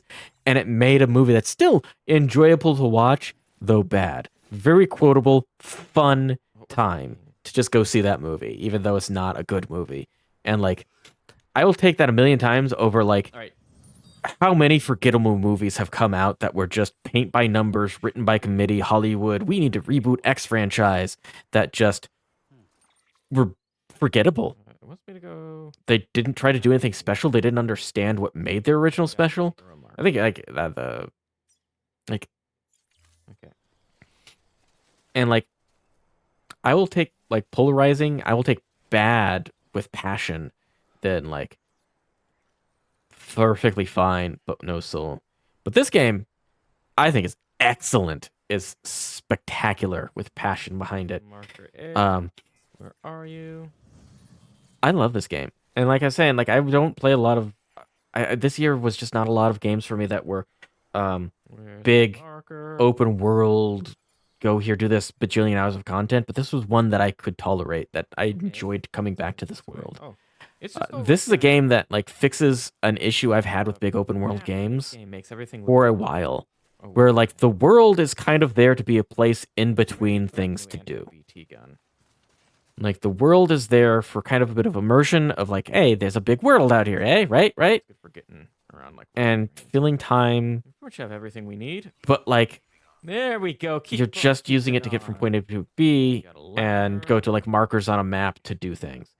This game, going from point A to point B, is the gameplay. It is the activity. And you need to plan out your route. You need to plan everything you take with you. You need to...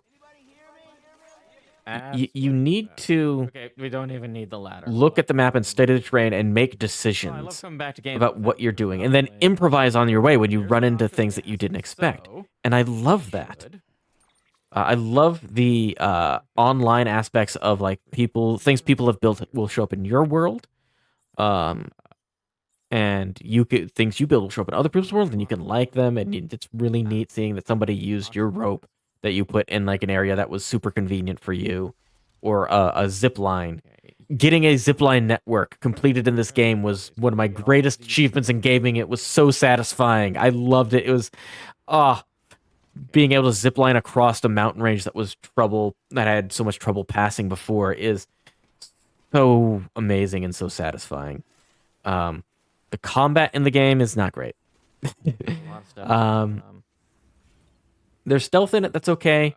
I pretty much just avoided the they call them mules, the bandit camps, the mule camps. Get down here. But it's not bad.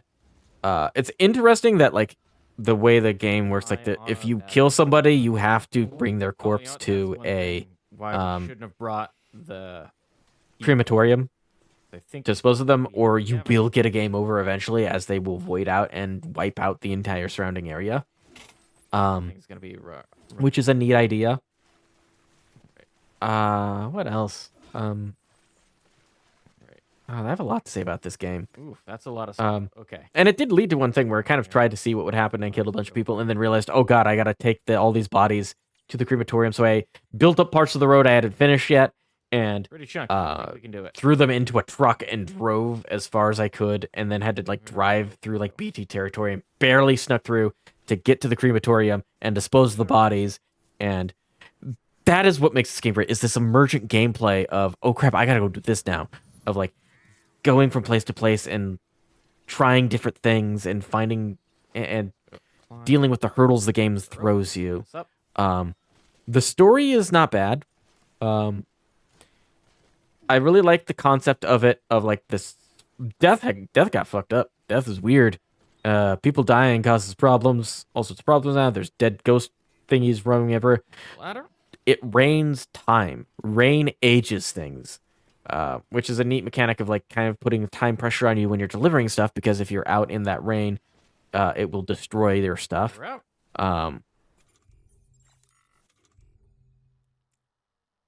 Everyone being separated. Like the whole concept of the game is, bringing people together. It's how kind of the internet can bring people together, how we can bring people together, being isolated after this thing that has forced us all inside. It's Hideo Kojima, stop predicting the future, please. God, oh my goodness. Like, this game came out pre-COVID and was a perfect metaphor for like finding internet communities and stuff like COVID. It's keeping on. What will he predict in his next game that's going to be horrible and come true? But I'm looking forward to the sequel. The one thing with this game is, again, it was a bit on me. I just being in a headspace if I just wanted to finish the game, but the ending drags on for very long, and it keeps going. There's some good bits to it. Like I thought, like when you get to the final area at the edge of the western edge of the United States, and there's a big boss battle. The boss battle's okay. It's not great. It's okay.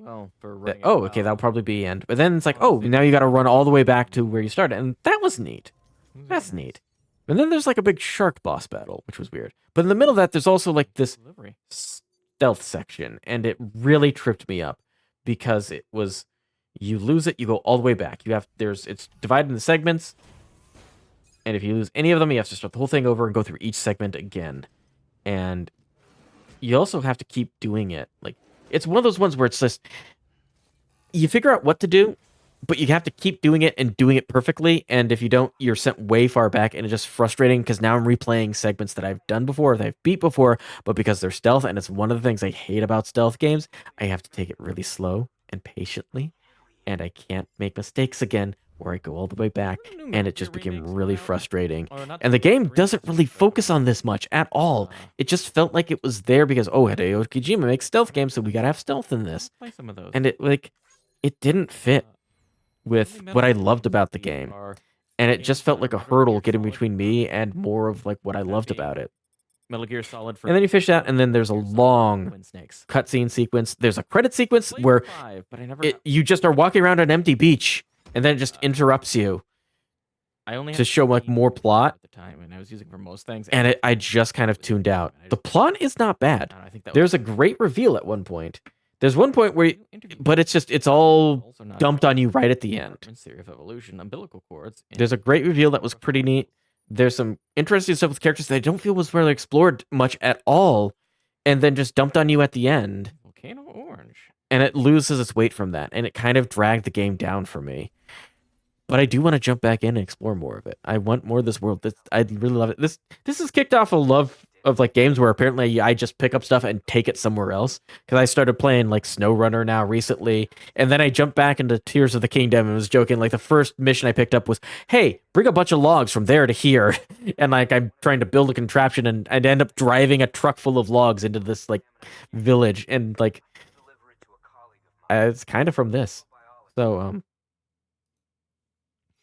Death Stranding is an absolutely excellent game. I recommend giving it a shot. If anything about it, it's going in A+. One of my favorite games this year.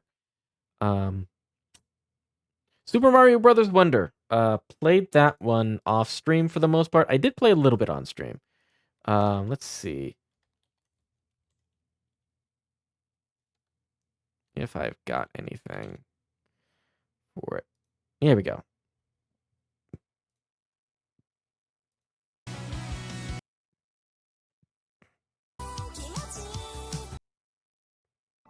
Right, Mario Brothers Wonder. Space. I love Mario games.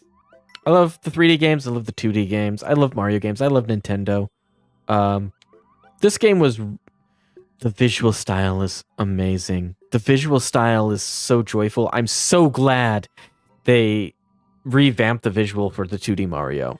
Like, if you compare, like, the animations and visual design of the characters in this game with the new Super Mario Brothers, this is so much more full of life and personality and joy than previous games.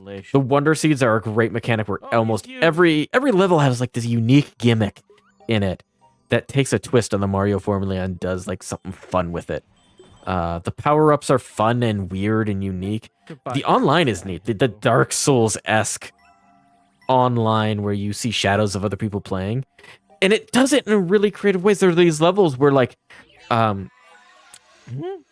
where stars and stuff are or little seeds that you need are hidden. You need like 5 or something of them to collect.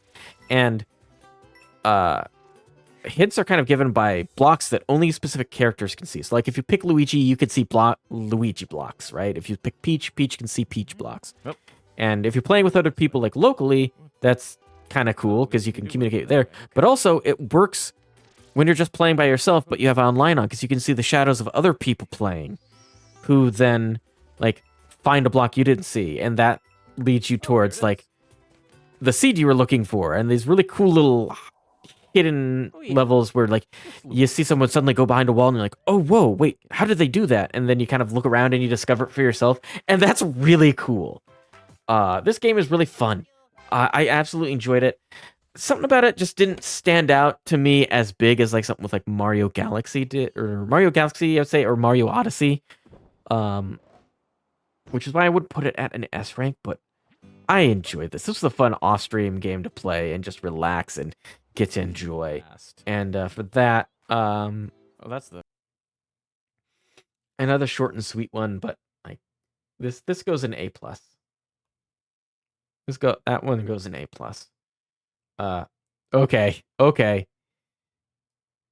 All right. Bear with me. It's a Game Boy Color game again. Another Game Boy Color game.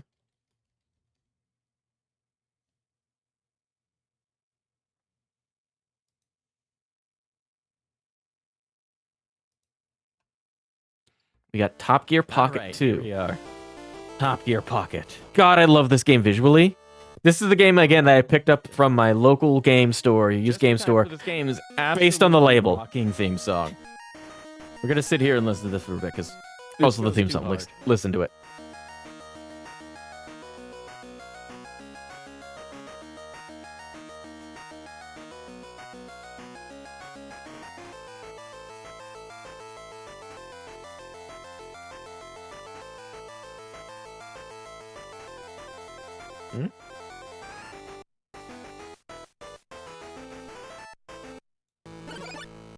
All right.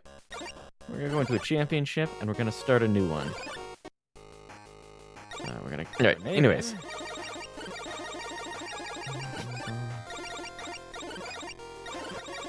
Where were we? One. All right. Let's look at this label box here. We'll pick our... I love the little chibi cars. All right. I love the style. I love this visual style. Look at these cars. Look at the little chibi cars. Look at them. Let's see. Top speed, acceleration, handling. I love that. I love that design. I love. Okay, this is gonna be mostly vibe-based game kind of thing. 'Cause I just love the Game Boy Color and I love its style. And this has such a unique and interesting graphic style.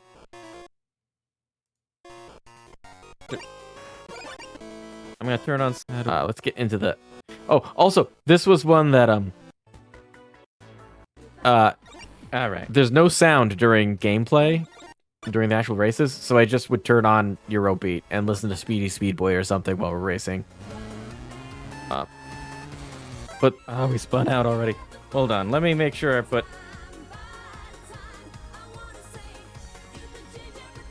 Gonna make sure. So, the song requester works. Anyways, what I was saying. Let's see.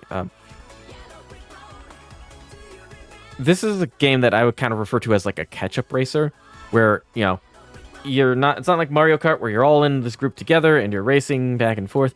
But like you start at the back of the pack, and your goal is to basically drive well enough that you catch up with the car in front of you and pass it, and then catch up with the car in front of them and pass it, and catch up with the next car in front of you until you're at the top. You always start at the back, and you go to and you race to try and get to the front. And there it goes.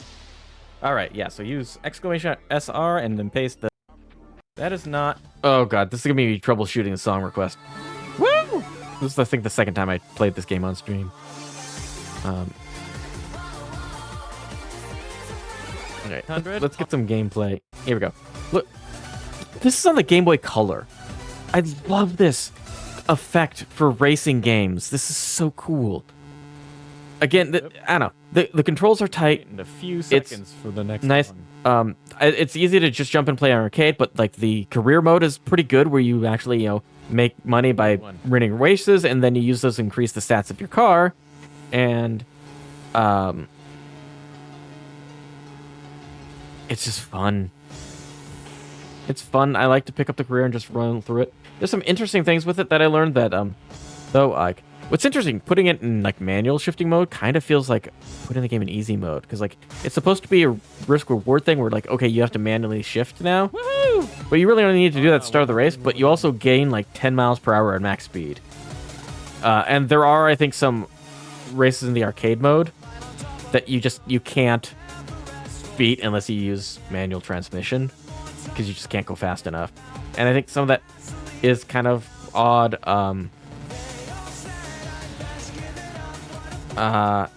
There's some odd features in it here, like in the campaign mode, you can buy a new car, which I don't know why you would, because they cost a lot of money and they just set you back with your base stats. The manual transmission, again, I'm not entirely certain. It doesn't really matter or change much other than making your top speed faster. We're not. It does, I guess, if you get slowed down enough, like you really need to downshift and shift back up. Otherwise, like, yeah, you get slowed down a lot. But it's mostly just holding the A button and steering back and forth. And as simple as that is, again, the vibes for me and the visual style. Discovering this game was a joy. And I can't describe it other than, again, picture of the monkey, neuron activation. Yes. Just, which is why... All right. I know this is gonna sound weird. Catch first. We just got a straight away. I know it's gonna. We're not even see him yet. It's S tier for me. This is S tier. I love this. It's a joy. It's what I love about video games, and it just grabs me. It's just so cool. I can sit here and just. Anyways, I just don't at me. Or do. I don't care. Somebody talk to me. I like the video games. I play the video games. Okay, Soundfall. Soundfall is fun. That's another indie game.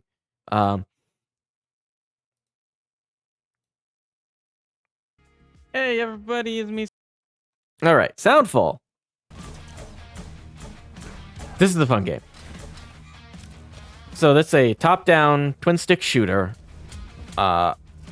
rhythm-based. You gotta dodge the rhythm, you gotta shoot to the rhythm. You unlock like a variety of characters with kind of different strengths and weaknesses. Basically, they all have like different melee or weapon attacks. They have like a melee or weapon, or like one character has a bow, like bow and arrow. And some unique kind of stuff to them. And you run through pretty simple levels. The level design is pretty basic. And a lot of the levels, I think, are just the same level, rotated 90 degrees. Or rotated 45 degrees or something like that. 90. In 90 degrees. Like, it's not always great. But the combat is fun.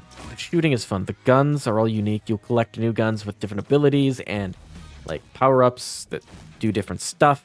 Like here I've got like a keyboard shotgun that's really powerful. Oh, this.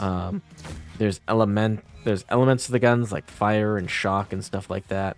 Like here now I switched to a fire gun because I need to take something out from longer range.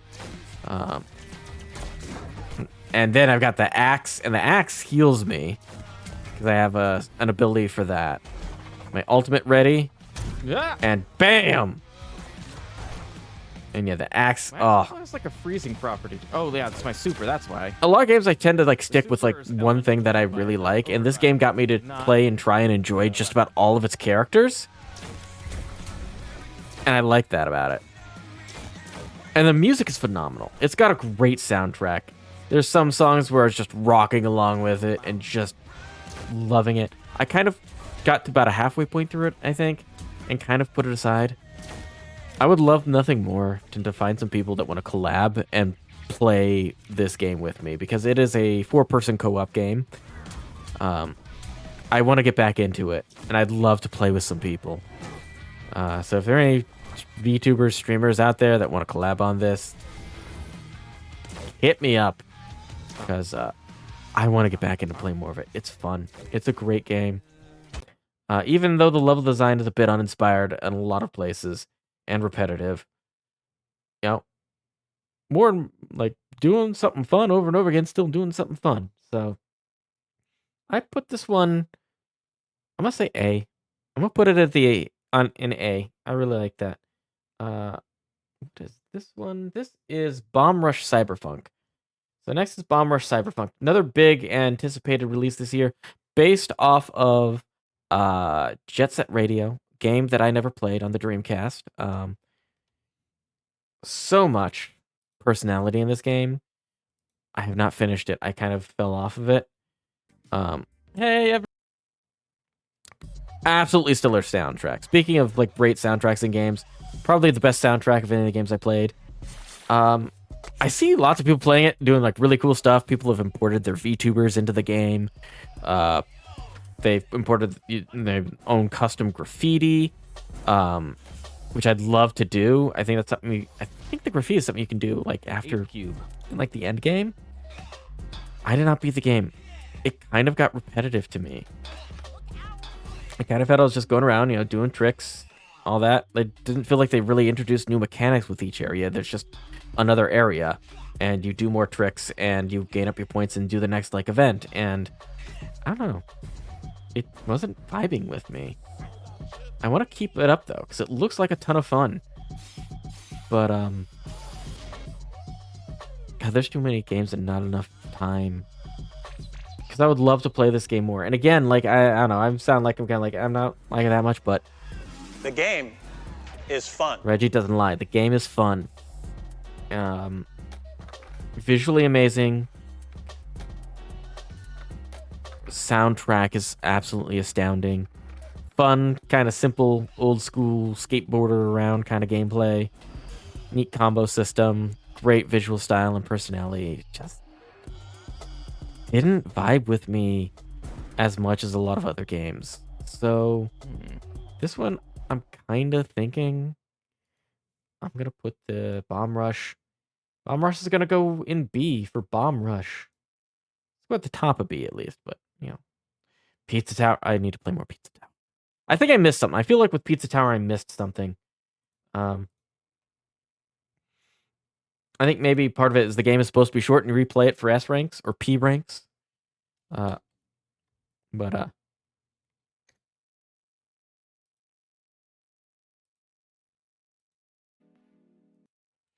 This game is a visual feast. It is bonkers. Oh, it's all the lives and all the monsters. Huh?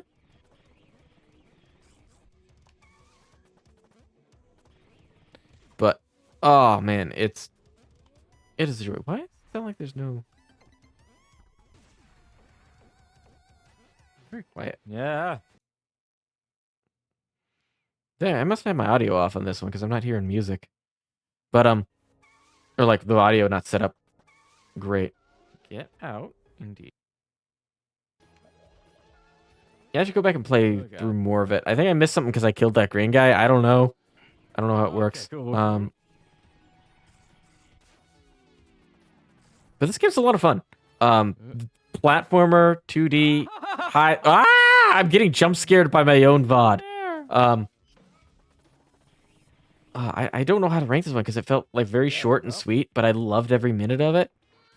Something just feels odd to me, I guess. Scramble! Run! Die! God, that's so much fun. It's so chaotic. Oh god. I kind of want to go back to it. The boss fights were really good. The boss fights felt really hard, but there were those ones where like you make a little more progress each time, and you kind of realize, oh, this isn't bad. We're making progress. We're getting through it. It's not actually as hard as I think it's gonna be, and like it ends up being fun. Like you take several tries to do it, but it doesn't feel like you're banging your head against a wall like some really more difficult games. God, I love the visual style. I love an indie game. Clearly has a lot of passion and inspiration behind it. Very creative. Every level is something new and unique. It's just great. It's just great. Another one I need to pick up more again. Pizza Tower. You know what? Yeah, Pizza Tower. Pizza Tower's going in S rank. Love it. Ooh, Metal Gear Solid. I'm gonna move that around there. Metal Gear Solid. I'm gonna do that. I'm gonna shift around. Spoilers, kind of. You can't see me moving stuff around. All right. So Metal Gear Solid. Just recently beat this one. We were playing Metal Gear Solid 2 earlier. Classic that I wanted to go back and explore again because they made the remaster collection.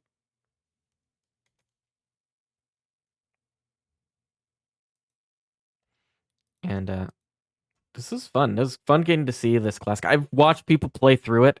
I know pretty much the story. I've played Twin Snakes. I enjoy Twin Snakes. Getting some little heads for a friend.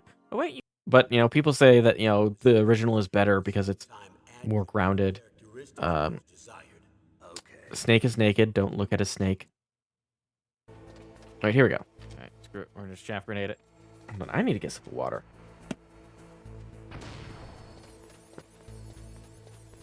I'm getting too into this. So, I played this after playing the Game Boy Color game. And be interesting comparison to kind of talk about, but the game definitely I think shows its age. The lack of first-person camera, especially because that's the only Metal Gear I've played was the first-person camera before this, like for Metal Gear Solid. Not including the Game Boy Color game, of course, but like Twin Snakes. Like, it took some getting used to. There were definitely some areas that I felt were difficult. The final boss was really difficult. I didn't quite understand what the strategy was, and it felt like, again, the boss had so much health, he had to keep doing the same thing over and over and doing it perfectly. Basement 1. Level design, phenomenal. Story, great, amazing, iconic. Characters, iconic. One thing that I'm noticing, like with Metal Gear Solid 2, like, Shadow Moses Island is so much more interesting than the rig, or whatever, or the big shell, I think it's called, in MGS2 so far. It's definitely memorable, like, level designs, like the interiors of that, but like Shadow Moses Island just feels great to explore. Definitely some quality of life improvements from MGS1 to MGS2. Again, like the top down is a bit rough, and some of the bosses were kind of hard. I think it was a bit harsh on some of them. Some of them is like hard, but once you kind of figure out and get the idea, which is not too hard to kind of get to, like, it's not that bad. They're fun. They're fun and creative, and they're each new unique. The story is amazing. I don't care that the graphics are like PS1 level kind of grody. They look great, in my opinion. This is an iconic and visual style of a game that does not need to be revamped. I feel like all the Metal Gear Solid games don't need to be revamped so much. Like, I don't think Metal Gear Solid 3 needed a remake that they're doing. Like, and I hope that it tries to keep that visual coherence and style of the original. There's just this general style to games of their eras that I wish is more preserved in like remasters and remakes. Like the best example is like of it being done poorly is like the Grand Theft Auto remakes, like GTA 3 and those. when I saw those, like I saw people kind of getting excited, and I kind of think just like, why? Like seeing GTA like the remaster, it looked bad to me because it didn't have any of the visual style of the original. Like the original, like PlayStation had like this iconic. PlayStation 2 had some of this iconic visual style from like the Tekken, how stuff was used, like little bits of like ghosting and motion blur, the kind of blue filter over everything in some games like GTA 3 that like gave their iconic style, and by removing that just to increase like the poly count and modernize the lighting, ruins the visual style and just vibes and atmosphere of the game. And I love to experience games like this in their original format, even if it's not as pretty, even if like you could be playing at higher resolution or with fewer jagged edges and better anti-aliasing. This is how they were as appeared. I want to play this on a CRT monitor with freaking screen flickering and stuff, and like how it actually was. Like that's how things were meant to be experienced back then. And I think you lose some of that to time when you play it on modern stuff, or you modernize the graphics and revamp them without a care for the visual style and like just the general like atmosphere of everything, you know? Game is a work of art, is a work of history, and I'm glad I got to experience it. Even if some parts frustrated me, it is phenomenal. I think everyone who's interested in like video games as a medium should play this game. Hurry up and get me out of here. And I think I'm gonna leave it at that, and say Metal Gear Solid gets an A+. Throw that right next there to your ancestor, Death Stranding. All right, Metal Gear Solid for the Game Boy Color, also known as Metal Gear Ghost Babel, in Japan. It is marketed as like a Metal Gear Solid game, or even looking like a port of Metal Gear Solid for the Game Boy Color in the United States, but it is in fact a Metal Gear game.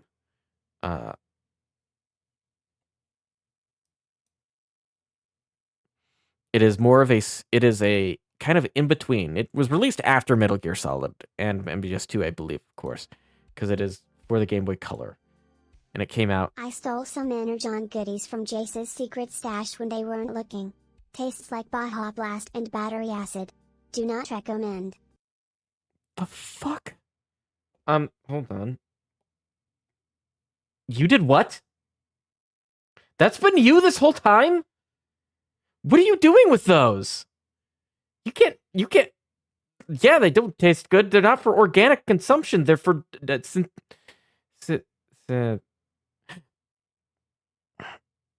I'm a human.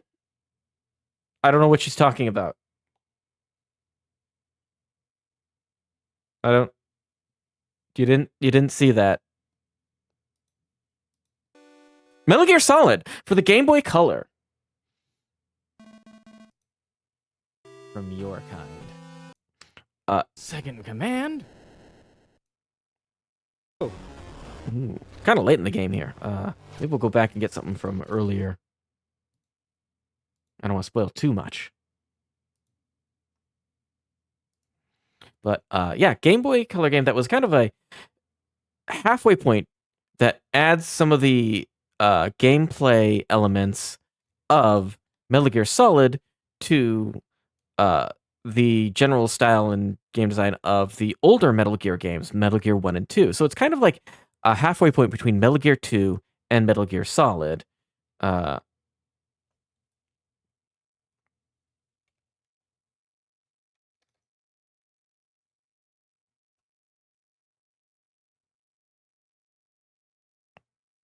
that's not like I'm fine searching quickly enough. Oh, we got a playlist. Hold on.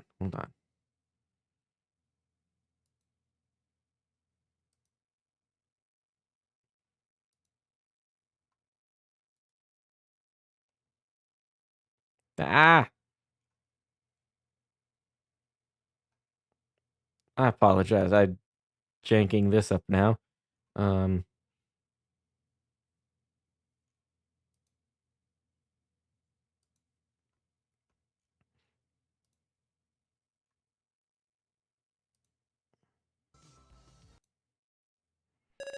I'll go over it again, just in But case. like, it's got a wonderful visual style. Like, See the radar. I love the codec screens. Look at that. It's even got like the scan lines going down. I really want to see how like they made that effect. I mean, it's mostly just like I'll go over it again. the multiple sprites overlay, or multiple sprites, and they're just swapping them out. Like it's simple. And Yep. McBride. But generally fun game. It's executed really well. I think it does some things better than Metal Gear Solid. Like, for one, like the limited camera. You have to crawl. One of the problems like I had with Metal Gear Solid is like enemies are often off screen and can still see you. This one, like, you can. The radar is really good, especially for being like so few pixels. Like, look at it, it's tiny. It's center screen, but like if you line up, you can just fire shots off screen and hit enemies, and like it works every time. Like, it's very good at being able to take out enemies off screen, which is kind of essential to this game. And honestly feels better than like Metal Gear Solid. The story is not as good as Metal Gear Solid. Its character's not as iconic. It's got some great characters and some great boss fights. There is a boss fight that's kind of a mix between like the Fury and Vulcan Raven at one point. Your first boss fight is the guy that throws boomerangs at you, and there's a wall between you, so you can't use your gun, and you have to throw grenades at him.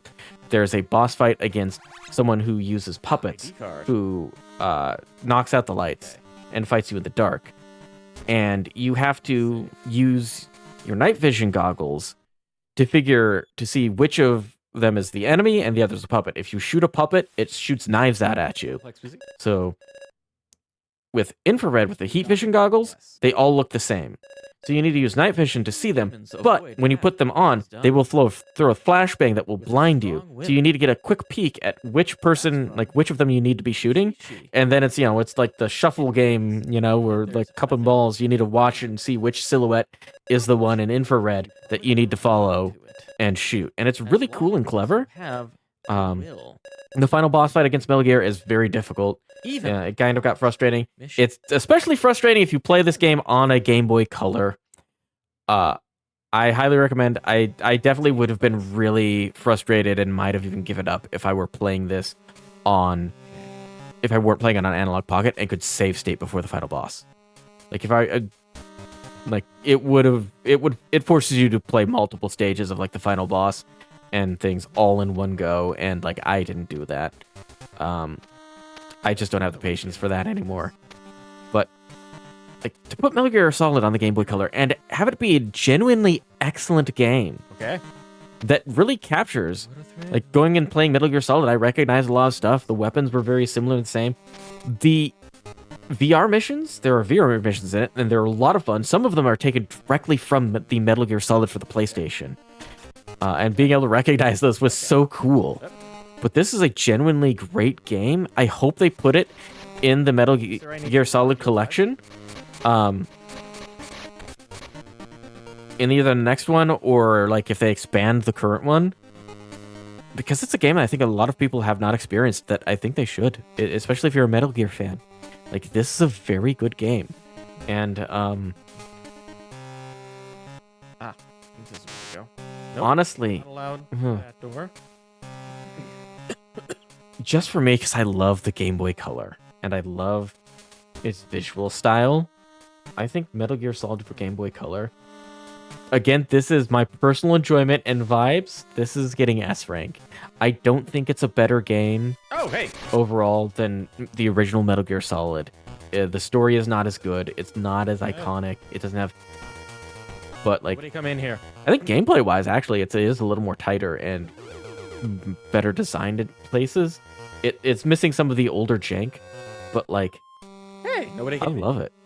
I love this game. I just love that it's on the Game Boy Color, and I love that they put Metal Gear Solid on the Game Boy Color and made it work, and it's great. Yeah, highly recommend this one.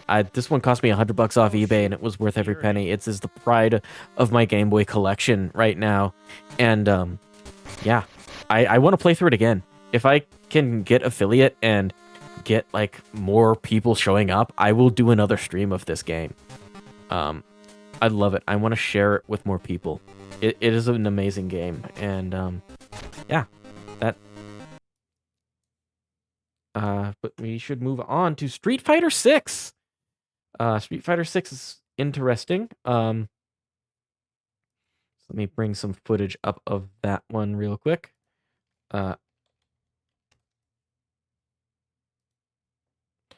So I didn't play a lot of this one on stream, and I kind of fell off of it for a bit. But I watch other people play it, and I've watched some of the tournaments. I've watched some of the footage at Evo. I watched someone beat. What the heck? I watched a Zangief player I can't. beat I have this JP to win like this. It was CEO tournament. I watched the footage of that and was just a joy. I watched Smash a Million Dudes breakdown of it. This is an excellent fighting game. I love fighting games, but I am terrible at them, and I just can't get into them super far because they require an amount of dedication at some point, as well as friends to actually play them with, because playing with people online is fun. But when you can have people that you know to like jump in and play and talk to, and they kind of bounce ideas off each other and help you kind of, and just like there's more that just is really enjoyable at that. And like, but also it's a huge time sink to get good at them. Why am I paused here? Give me some footage. But man, when they announced this game, just looking from the visual style, this looks like heavily inspired and wanted to go back to like what made of Street Fighter 3 Third Strike, which is legendary, like still regarded by people as being the best fighting game ever made. And this game has so much visual personality and style to it. The music is great, the visuals are great, and it's got like the first thing in like a Street Fighter game. First time like this, create a character single player mode where you get to meet all the Street Fighter cast and learn to fight and this big adventure. It's so good. It's so cool. It's a great concept. I wish I could get more into it and play it more, but I just kind of fell off. I guess I don't know why. But I might kind of come back to this one at some point. But it's really cool. It's really neat. But honestly, I enjoy this game more watching other people play it. I like watching people like Maximilian Dude, and I like watching people like what's his name? All of the fighter streamers at some other fighting game streamers. I should watch more Sergeant Cubby. He's been doing more Guilty Gear Strive. He showed up and helped out a bunch with when I was streaming Guilty Gear sometime. Luke asked us to give you a hand with your training. Get the whole family on board kind of deal. But yeah, I like watching streamers. God, I'm blanking on names. But I love watching like an Evo, and their faces just like this. This is a game that I just love watching more than I love playing. Like I do really love fighting games. I think some of my some of the games I love most, like visually, especially Strive, but this game is also just gorgeous. And there's just so much to it. The mechanics are deep. There's so much about them. Trust me, there's places you do not want to wander. This is one of the best Street Fighter games I've played, I've seen, and it's great to see Street Fighter is back, and it's got an amazing game in Street Fighter 6, and it's great to see all the things people have come up with and strategies and fighting styles and like how to use the game mechanics and everything along with it, and it's just fun. And I don't have like the vocabulary and the in-depth knowledge of fighting game to really explain everything or give like do the justice it deserves, like talking about it. So I'm just gonna say like this game's great. I really enjoy watching it. I think a little more than playing it, and it's going in A.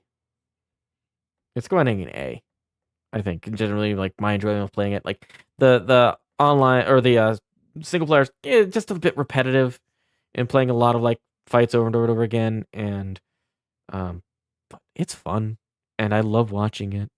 I love watching it, I think, more than playing it. Ooh, the next one's gonna be good. Titanfall 2, a game I didn't start this year, but I finished it this year. And I started streaming, and I was like, you know what, Titanfall 2, I've never finished the single player. I should finish the single player campaign, because I hear it's really good. And what I played of it was pretty good up to this point. No. And, yeah, okay. I stopped playing right before the most interesting and amazing level in the game and in first-person shooter game history. Spoilers, by the way. Time travel. The gimmick in this level is so good. Of like, you're just first just kind of being zipped back and forth in time, and then you get a thing to control time. Time traveling. Oh. And it's so great jumping between time periods to ambush people. Like, I wish, like, the gimmick only lasts for this level. I wish it would last longer, but at least it doesn't outstay its welcome. It's great in this one level. It's very well made. Everything around is great designed. This game, the movement is immaculate. The shooting is fun. The level design, the world building is excellent. It's top notch. The best single player campaign of any FPS I've played. I haven't played a lot of single player FPSs, but I know people say so, you know. Anyways, but like, I don't actually play a lot of like single player first person shooters, I think. But this game's so good. Blast that guy. I guess I need to shoot you now. Yeah, I had to shoot them. It was, unfortunate. But yeah, oh man. The multiplayer is fun. I played this so the game, they brought the multiplayer back. They fixed it. For a long time, like, the multiplayer was just not great. The servers were easily DDoSed, and there was problems with hacking, and it kind of died, and fans brought it together. They added a mod that allowed for dedicated servers called North Star. I still have it and still kind of play it. I tried my hand at hosting a server for a little while just to see if I could. And I'm not good at the multiplayer. I've not played the official multiplayer yet. I've only played North Star, which has, a few issues here. Spawning is not great. They kind of just like it. You kind of get spawned wherever, and sometimes it's just right in front of someone who will shoot you. And it's unfortunate. One time I had one guy that just spawn killed me over and over again, and like he wasn't doing it on purpose. He was just kind of running around, and I kept spawning in front of him, and he literally apologized to me in chat, in like the game chat, for killing me so much. He's like, I'm like, that's fine. How it goes. I don't think the official game is like that. It's fun. The movement is so satisfying. I'm suck at it, though. I suck at the multiplayer. The single-player campaign, though, is absolutely top-notch. It is worth playing. The game regularly goes on sale for $5 or cheaper. Buy it. Buy this game for full price. If you can only afford $5, buy this game when it's $5. This is a must-play. This game is amazing. It's one of the best games I have ever played. It's the best first-person shooter I have ever played. Especially in terms of single-player campaign, that is S rank. That is going up there at the top. Sigma Star Saga. Okay, cool. Back to the Game Boy. Another one that I saw on the shelf that caught my eye, that I remember from reading about in old Nintendo Power magazines and saw at my local game store.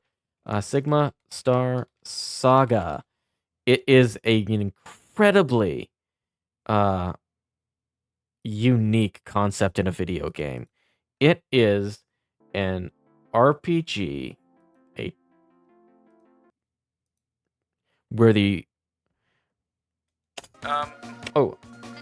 Hello? It is an RPG where Oh my god, why is Wavelength so bad? Random battles are shoot 'em up levels.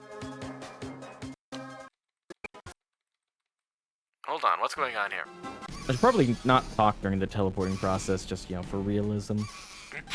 Alright, we're gonna save. So yeah, here's the game in like the regular you're walking around the overworld kind of mode. And you'll walk along. And we'll skip the cave part. Because you don't get beamed to... So you find ship parts and you upgrade your ship. So you do level up, which gives you like more health and I think more damage. In chess. And then you find engines, parts, and you can customize them. There are 3 parts. There's a gun, which is like like how your firing pattern is, like a spread shot, or shooting straight out, or alternating back, left and right, or forward and behind. I love and various other types. There's like homing missiles and bombs. There's the bullet type. You got big bullets. You got little bullets. You got all kinds of bullets. You got bullets that might pass through enemies. And then there's the impact type, which like determines what your bullet does on impact. So like you might have an explosion, or you might have like a chance to drop experience orbs that you can pick up, and things like that. You've got ones that like bounce back, Oh, that was the first place we went to in the... But so there's lots of customization. This stuff that's more optimal than others. Oh, we're going up to space! Also, I loved making this gimmick. I used some effects in VNAN and OBS to make this little cockpit view, and I teleport myself into space whenever I get teleported to the game. And I love that. It's so much fun. I love doing little gimmicks and things like that. I'd love to be able to do more with that. It's just like I don't get a lot of time to focus on streaming stuff. So usually, if I have time for streaming stuff, I just want to stream because I don't. It feels like I like making stuff, but like then like I sacrifice all of my time that could have been streaming, making something and not streaming. What is going on? Why? But I want to do that more. I love that. This is so cool. But this game is so much fun. The shoot 'em up elements are really fun. The only thing with it, it has its problems. It's not without its problems. My controller is just doing random stuff now. Oh, I'm an idiot. I had equipped. Can I stream today? Technology? Am I allowed to like stream? Of course, this is the one. Can I just have stuff work, please? One of the things that I picked up, I can't remember if it was an impact type or bullet type. I think it was an impact type. Yeah, it's impact type. We're just randomly. What the hell is happening? It will disable your ability to control the ship and drop a bomb. What the hell is happening? Okay. And I thought my controller was broke because I read it, but it didn't register in my head. Bridge. Anyways. It's not worth it. We're gonna skip ahead till after I figure that out. A different comms room? So, I'm confused. One thing with the game, there's lots of backtracking. I like our run speed is different on stairs. And I found the random battles can be pretty frustrating. They happen very frequently, and sometimes it's like you have just a mission that I have a mission that I just need to get to and do, and I can't get to it because I keep getting sucked into these battles, and it's just kind of becoming tedious. The plot is okay. The way it handles its female characters is not great.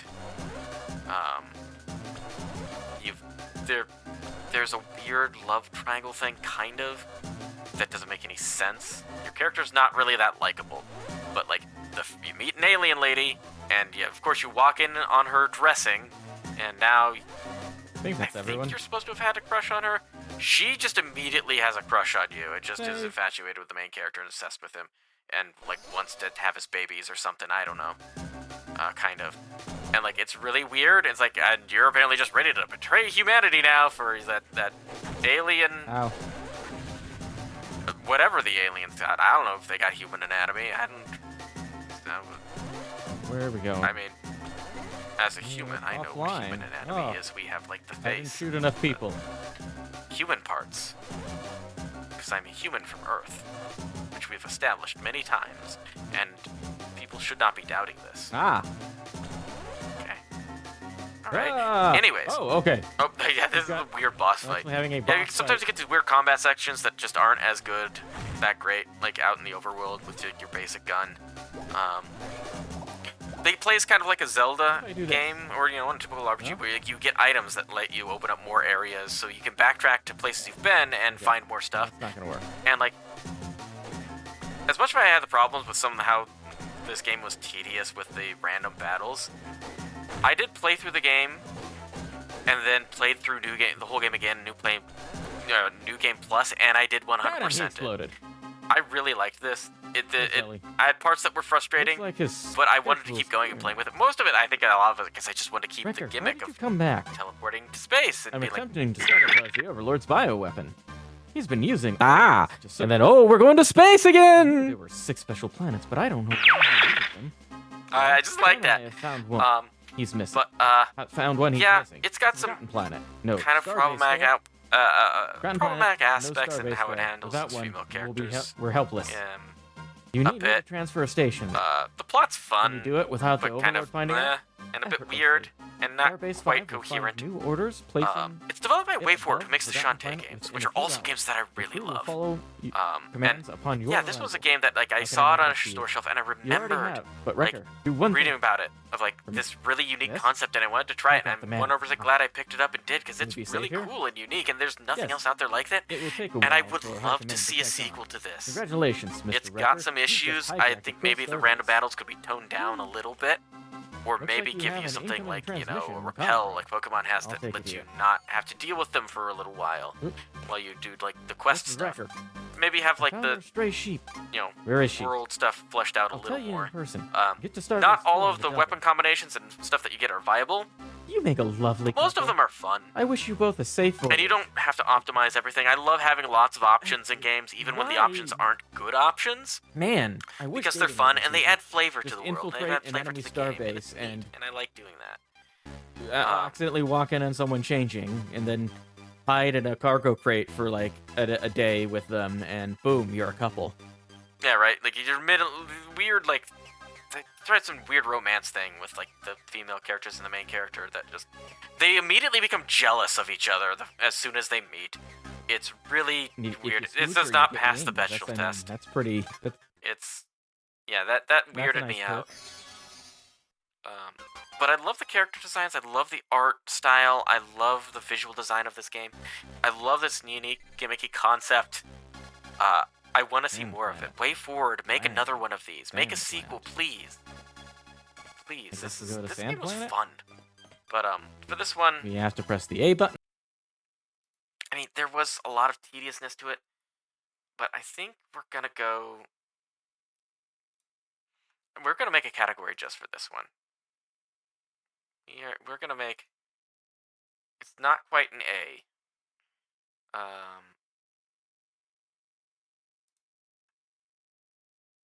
It's not quite an A. Oop. Hold on. I clicked a thing here. Oh god. I forgot my alphabet. Oh god.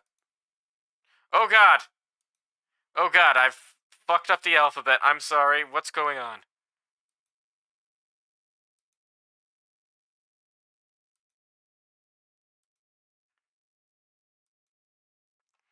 We're gonna give this... because I really enjoyed it. I want to see more of it. It has some issues. We're gonna say an A minus. Where'd it go? I'll put it at an A minus. I don't feel like giving it an A because it had issues, but like, that's nice. I don't know. Vibes. We're all vibes here. Anyways, ooh, SnowRunner. Started this one. Been enjoying it. Let's get into it. Let's also get out of our spaceship.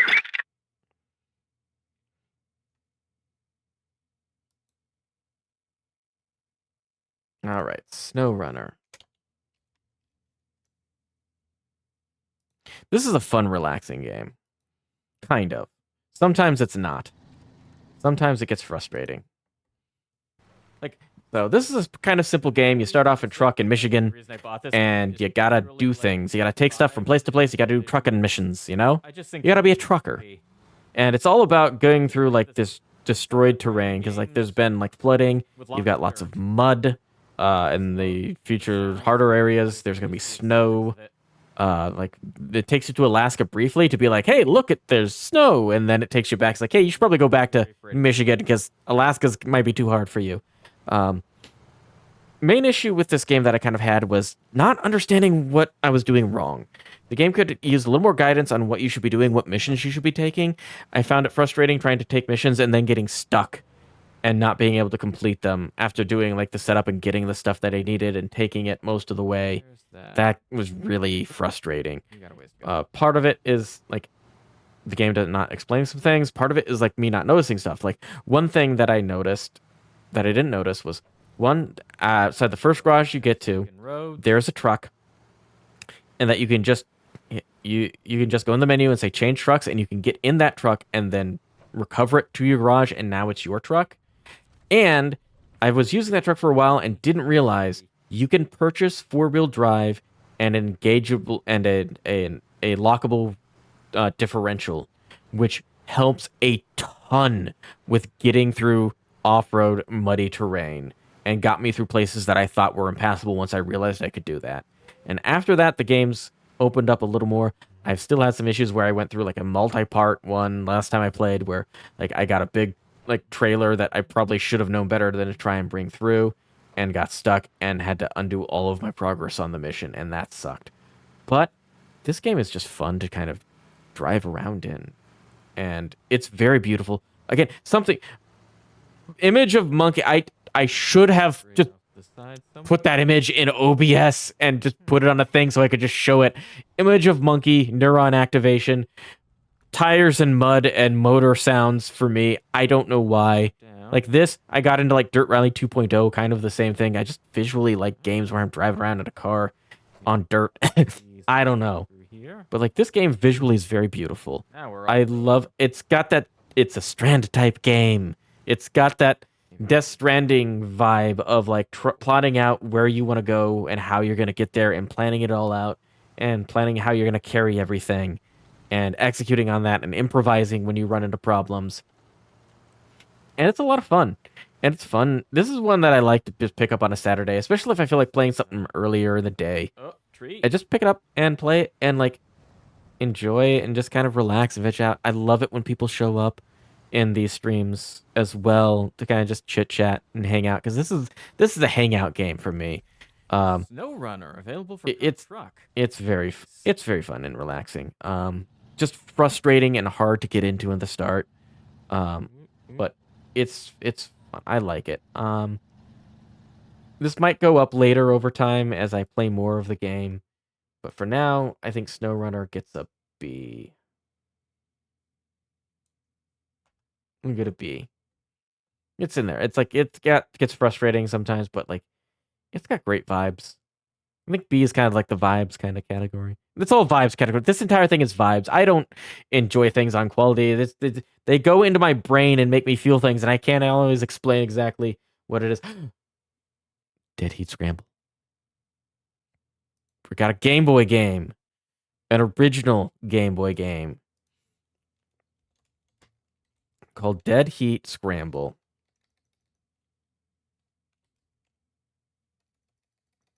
And I'm not finding any videos of it on my channel, Scramble.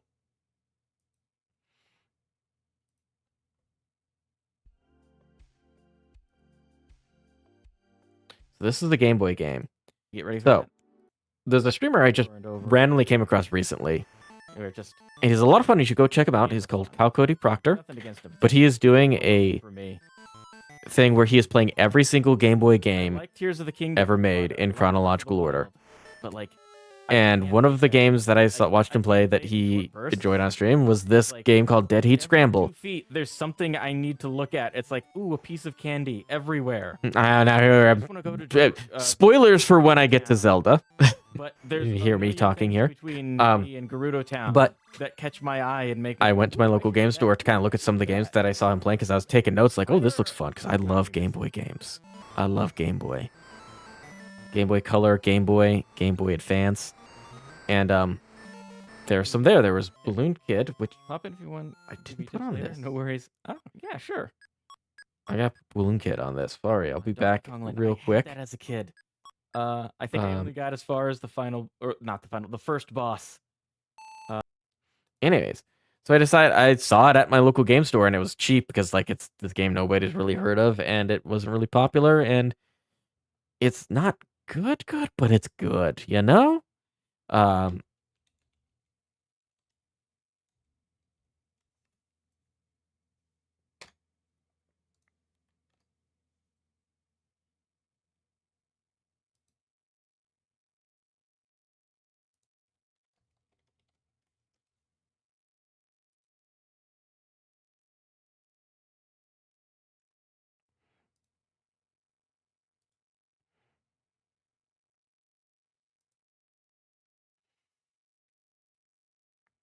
Oh god, will this let me hold on.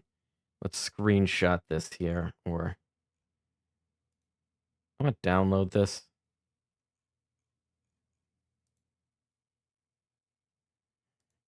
I hope that I can add Balloon Kid to this. Hold on 1 second. We're gonna...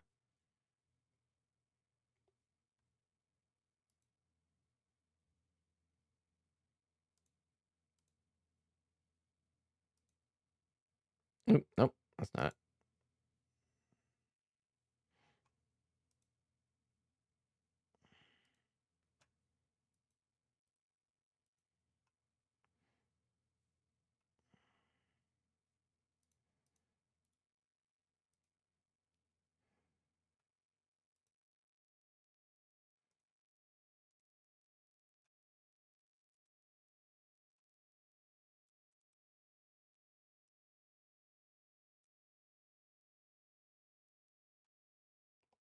Pardon me. Sorry about that.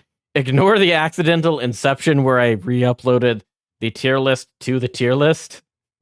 All right, so back to Dead Heat Scramble. Ended up So yeah, I saw it on Cody Proctor stream, and I thought it was really cool, and I saw it at my local store, and like, I gotta buy this. This has become another go-to game like Mario Golf, where I just pick it up and play it for fun. It's a kind of simple game. For a bit. It's a bit janky, but I've got GameNet with friends after this, so which is part of the reason why I'm playing this. Is just a short pick up and play game that. Yeah, it's a good pick up and play game. Anywhere in you're racing. A lot of time. There are other cars on the track. The cars on the track are basically not there to be competitors, but they're a source of power ups. You hit the cars, and a power up will come out. You've got different kinds of power ups. You've got a bomb, and you've got a nitrous tank, which will occupy the same space. So if you pick up one and then the other, it will place it. Holders. The bomb you launch and it will explode.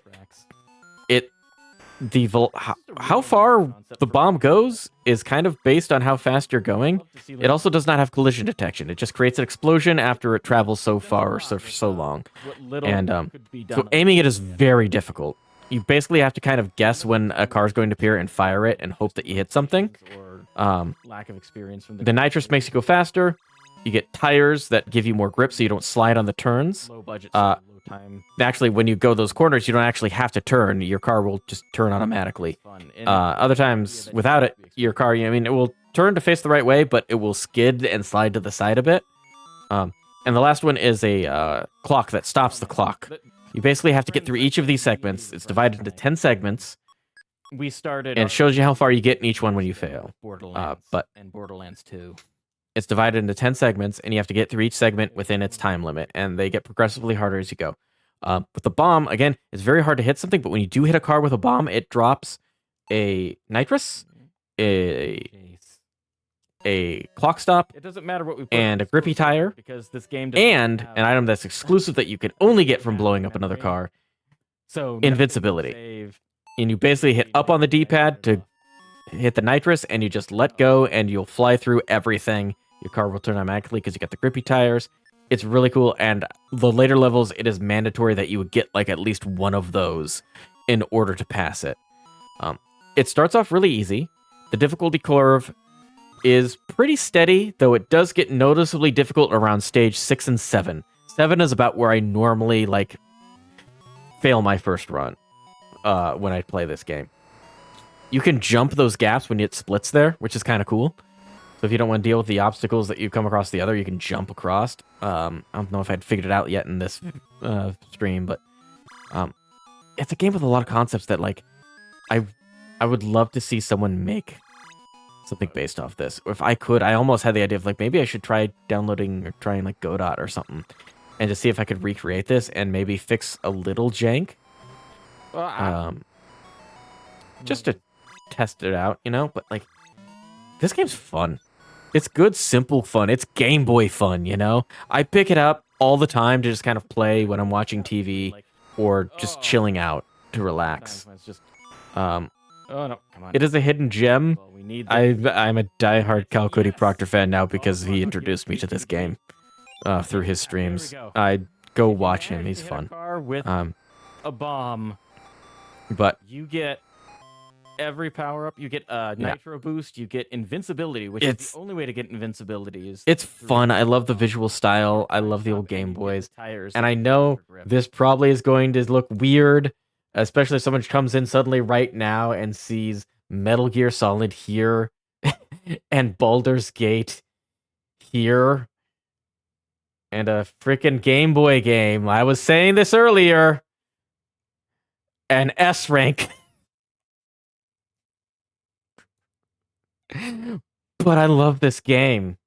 Again, this is a ranking by enjoyment, not saying it's objectively better, but like, oh, this is a joy. This game is joyful. I love it. So next up we have Balloon Kid, which I had completely forgotten I had played. That was another one that I saw Cal Cody Proctor playing, I should say. I've just been watching his Game Boy streams for ideas of Game Boy games I want to play. Death Stranding at A+ is a welcome surprise, not gonna lie. All right, well, thank you, second best Moth, and welcome in. Wow, very humble, second best only, huh? Yeah. I mean, I'm not being picky. I'm not. I hope. I hope Moth isn't short for mother. I'm sorry. I love your username. First best was taken. You know what? You're the best Moth here right now. I guarantee it. Happy New Year. Yeah, Happy New Year. We're almost time here. Where I'm at. Actually, I'm actually getting close to the time. But I'm doing a ranking of all the games that I've played. Yeah, I really loved Death Stranding. It was great. Yeah, and I just put a Game Boy game at the top of our list because, yeah, 12:17. Yeah, you're an hour ahead, East Coast time. Nice. So yeah, our next game we're going through is Balloon Kid, which is another Game Boy one that I hope that I have footage of. Here we go. All right, Balloon Kid. Balloon Kid. Game Boy. For the Game Boy. So this is a pretty simple game, but it's fun. It's a platformer. It's like a sequel to Balloon Fight on the NES, if you ever played that. It's basically like a weird version of Joust, where you have balloons, and you pop your opponents by balloons by floating on top of them. But they turned it into like... They turned it into... That can't be real. A platformer. And also... It is not allowed at this era of gaming. Yeah. We're going from right to left. Side-scrolling game, but we're going from right to left? That's insane. Right? It's insane. Unheard of. New right to left technology never seen before in platformers of its time. But it's actually pretty fun. Like, you collect the balloons along the way. If you collect enough, they start becoming double balloons. If you know... the controls are a little wonky and floaty because it's a balloon, but it feels fine. You can drop your balloons and jump down. The boss fights kind of revolve around you, like hovering over them and letting go of your balloons to drop down and jump on their heads. There's a lot of sprites shared between this and Mario Land, which is one of my favorite Game Boy games. The original Mario Land. Settings, and I think it's made by the same people, and it's just fun. It's a fun platformer. It's a fun, like, charming surprise. Exactly. I just have to have faith that I set it up properly. Oh god, there's fire. He's walking. There's a walking fire. He's got places to go. Little bonus games. It's challenging, but not super challenging. It gets really hard at the end, but not like bad. Like, you know. I definitely you had to use save states to get through it, but it's fun. I'm kind of thinking it's another one that goes in like the B section, but like a high B. Like, it's just fun. It's charming. Nothing amazingly special about it, but I enjoyed it. And again, this is kind of a ranking of my enjoyment of the games, not like trying to objectively say these are better quality than others. Like, there are some games on here that, like, yeah, I'm not going to tell you that Dead Heat Scramble is a better game in every way than the original Metal Gear Solid or Baldur's Gate 3, but I fucking love this game. I fucking love Dead Heat Scramble. That was a fun one. And again, we've got the Reggie line, just to make sure. We've got a lot of, a D... We've got some games in the D category, but see, everything above that line... The game is fun. It's fun. The game is fun. Not D is not bad. Look familiar? All of these games are fun. A lot of sprites from Mario Land. And Reggie is watching. Okay, so now we've gone to one of our Game of the Year contenders. Regular balloons now because we missed one. You don't get double balloons anymore. Tears of the Kingdom. I've still got Balloon Kid going. I'm sorry. Hold on. All right, Tears of the Kingdom. I got this when it came out. I played a lot of it.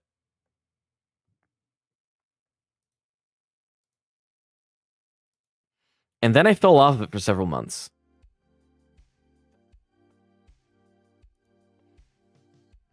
Because this is a game that has so much in it. Like, every 5 feet, it's, ooh, a piece of candy. Ooh, a piece of candy. And it's not just like, ooh, some simple quest always. It's not always just like, oh, a Korok seed here or something there. These quests, some of them have like meat on their bones. They've got you going back and forth. Like, it's fun, but I got overwhelmed with it and had to stop for a while. Oh, no. It was like Skyrim. Yes, I think that's apt. I have friends that play a lot of Skyrim that like they keep getting sucked back into it. And like, yeah, it was too much for me. I'm getting back into it now at the end of the year, but like I had to quit for a while. All right.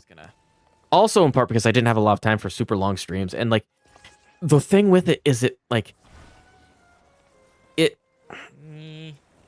I get a lot done because there'd be so much stuff, but I'd set out with an idea I was gonna do something and then kept getting distracted on the way. So like I'd play for like hours and I'd do a bunch of stuff, but it felt like I didn't accomplish anything because the thing that I wanted to do, I didn't do.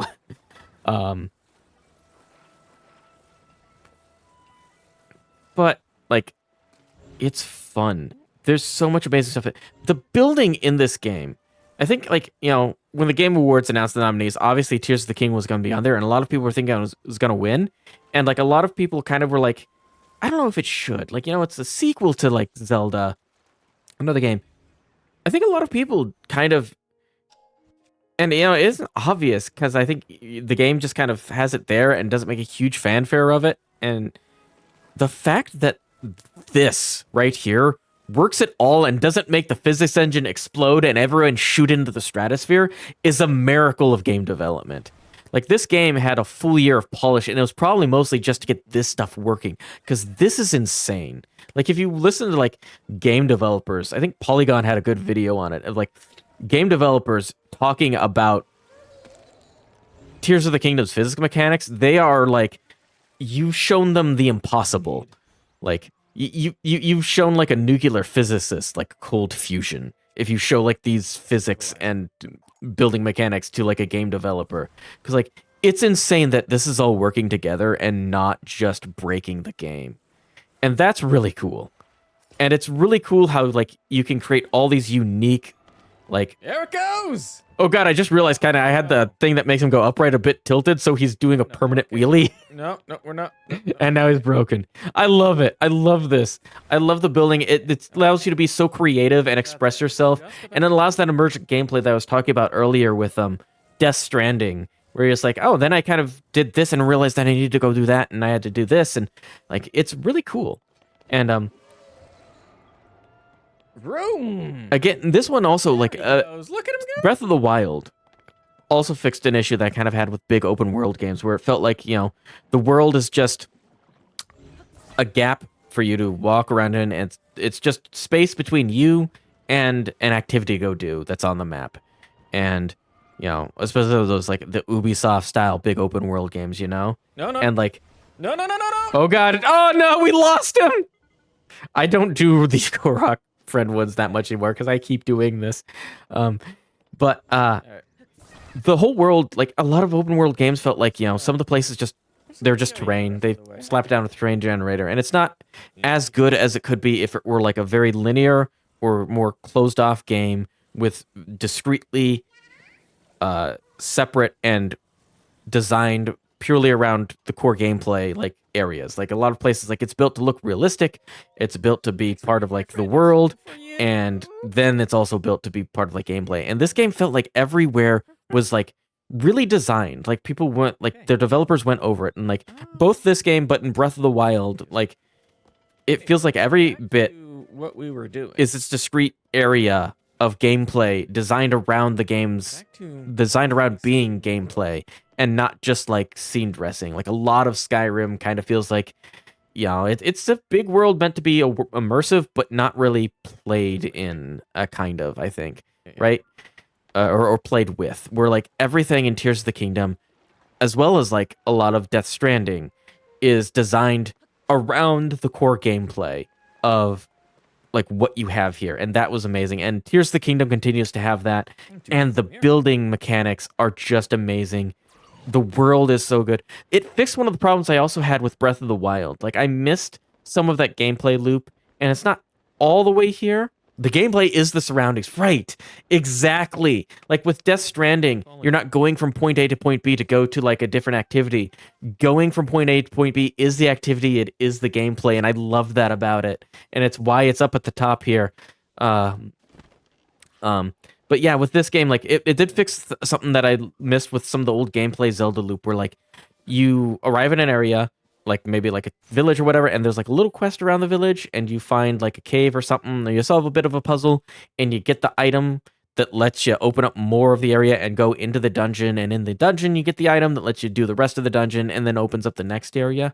And I love that gameplay loop of the older Zelda games, and they didn't really have that in Tears of the Kingdom. But they took, or not Tears of the Kingdom, with Breath of the Wild. But they took something from Breath of the Wild, which is the Guardians. You know, you beat Mipha's dungeon, and then now Mipha gives you her power where, like, if you're run out of hearts, she reses you and gets you some extra hearts. And it took that concept, but they put it in front of the dungeon instead of after.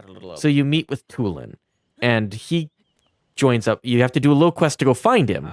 And then he joins up with you, and he, you know, uses his little wind gust to help you gust around, and that's how you get through, like, the flying, floating sky area to get to the dungeon. And I thought that was neat. You had a little bit of a story and quest to do before you get to the dungeon that opened up, where you get a new ability that lets you open up into the dungeon. And I'm glad they brought that back and incorporated that in the way that Breath of the Wild kind of did things as well, which was really cool.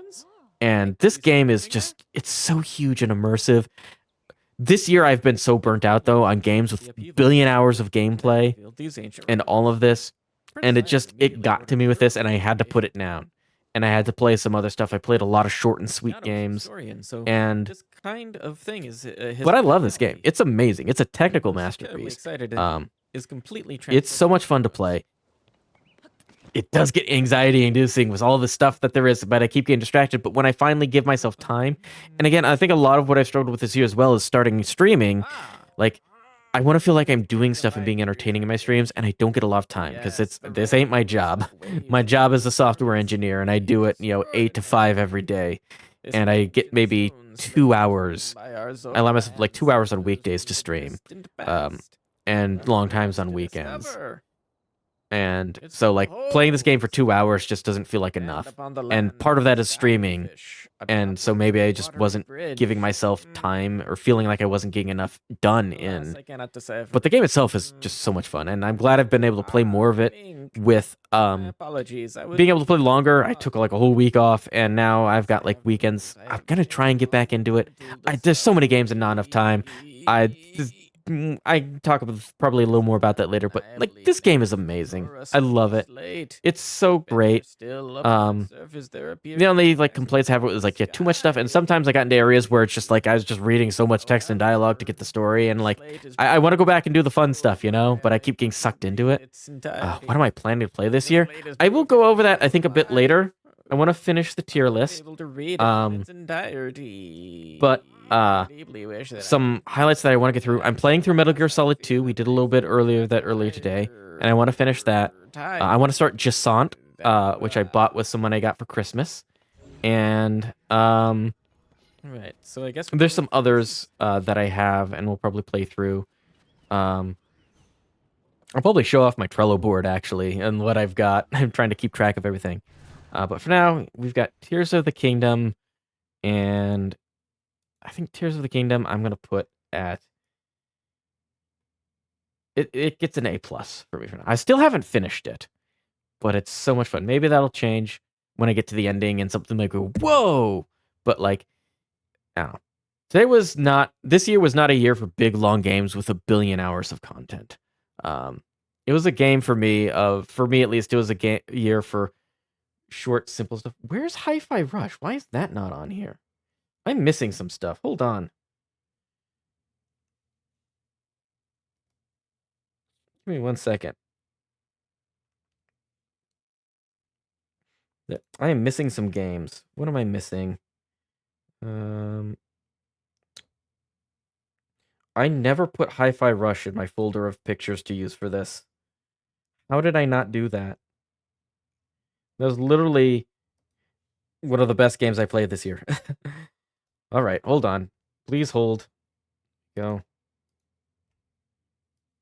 We got to get Hi-Fi Rush in here and talk about that.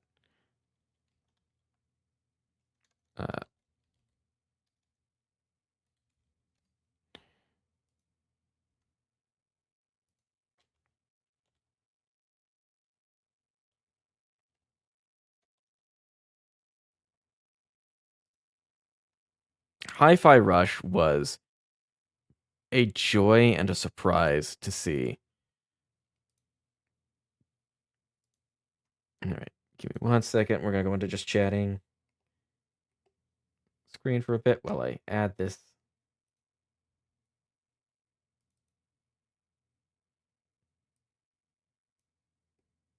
All right. Next one's going to be Hi-Fi Rush.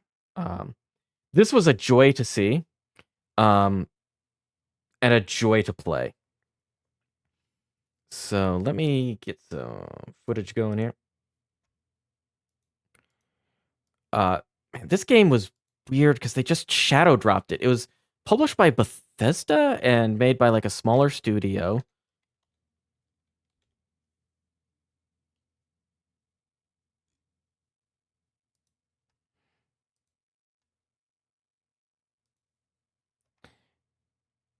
And they just shadow dropped it at like their big like direct.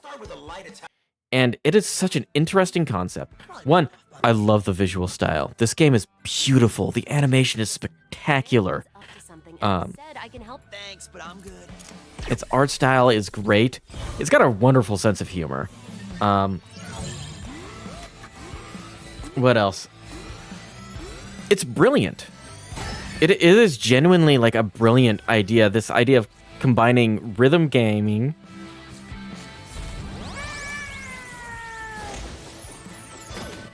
and like character action games like Devil May Cry and that kind of stuff. Like, it's not just like they go well together, but they actually complement and improve each other, in my opinion. Because like these kind of games, action games like Devil May Cry, Bayonetta, that kind of stuff, they're already heavily like timing and rhythm based. And putting everything to the beat and giving that explicitly like, hey, this is a rhythm game, like actually makes it easier to grasp and improves it. And makes, I think, like generally improves the formula and makes it easier to grasp. Like, cause like there's a lot, like one of the things like the pause beats, like in this game, like you get a different combo if you pause for a beat. So like you hit like light attack, pause, light attack. That's a different combo than just mashing light attack. And that's in like Devil May Cry or Bayonetta and like other games like that. It's kind of a staple of that. And it just explicitly putting that on a beat and saying, here's your timing for it, makes it easier in a way that's like satisfying. And putting, dodging, everything's done on the beat. Dodging is on the beat. Jumping and platforming is not great at the game, but it's on the beat. And like having those timings be explicit, just I feel like games like Devil May Cry could, as an accessibility feature, add in just musical cues and timing to make it easier for players to understand when they should dodge, when they should attack, when they should hit buttons. Because especially this game also doesn't demand or require that you do everything on the beat. Like, your attacks can be off the beat, they'll still hit. You'll still get the attack animation. You won't be punished for it, other than they won't do as much damage. But like giving you those explicit beat timings, letting you feel the rhythm of the game through its music, makes it easier, makes this genre easier, and enhances it in a way that like is so satisfying. And the game has a good challenge. I immediately put the game on hard mode, which is something I never do with most games. The opening area just felt like really easy for me, so I figured I'd try it, and you can always turn it down later, which I love when games have, customizable difficulty. But like I went through the whole game on hard mode. In places that felt kind of frustrating and got stuck, I still was able to just like Yeah, I didn't think I actually found anything that was particularly frustrating, but like, I was able to like keep going through it, and you know, it didn't feel frustrating getting beat by a boss a few times and coming back and finishing it. And gives us a sports drink. The only thing is like I couldn't play some of the licensed music stuff on stream, which was unfortunate because the segment with "Invaders Must Die" by The Prodigy is phenomenal, and I want to like going back and play it. There's the there's the beautiful shot right there. There's the game seller right there. That bit. Yeah, the game is gorgeous, but it's so much fun, and it was a fully finished, full game with no DLC and no pre-order bonuses or purchases or extra junk. This is a GameCube game that was transported in time to the modern era. It feels like that. It feels like the simpler era of gaming, both as just like its design and style of very much having to be a game that needed to stand out visually and conceptually. Like a lot of games on the GameCube had to do to get sales. And it's just designed for us. The fact that it's a game that was at least finished. It's just a single player game with a fun campaign and some bonus unlockables and stuff that you get at the end that you don't have to pay extra money for or grind a battle pass for. It's all there when you buy it. And like, it's kind of sad that we need to like shout from the rooftops when a game does this, because that's amazing and they should be doing that more. But like, I love it. It's a video game. This is the video game. It's a game that makes me think of video games, you know? I don't know if I'm just saying the word video game over and over again. I love this game. This game is amazing. It's excellent. One of my favorite games this year. I'm gonna stop gushing and rambling now and just drag it up to the S rank. There you go.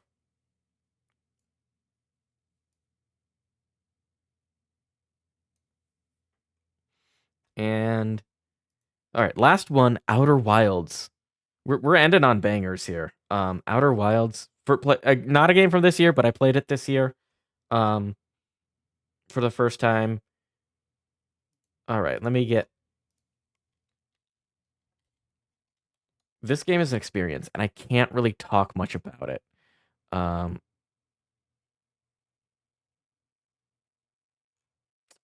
Because it's one of those games where like if you've heard anyone talk about it, they're like, yeah, I can't tell you much about it because it'll spoil it. You got to find out your own. So I'm gonna try and find footage from like, okay, here's the first one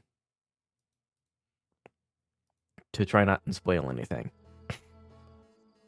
Because the thing that makes this game really unique is that once you're past the tutorial, which is fairly short, This game's good. all of the progression in this game is just what you know as the player. There's nothing to unlock. There's no key to find that now you have and you can unlock and thing and go there. It's all about exploring. It's like a detective game almost. You are solving a mystery.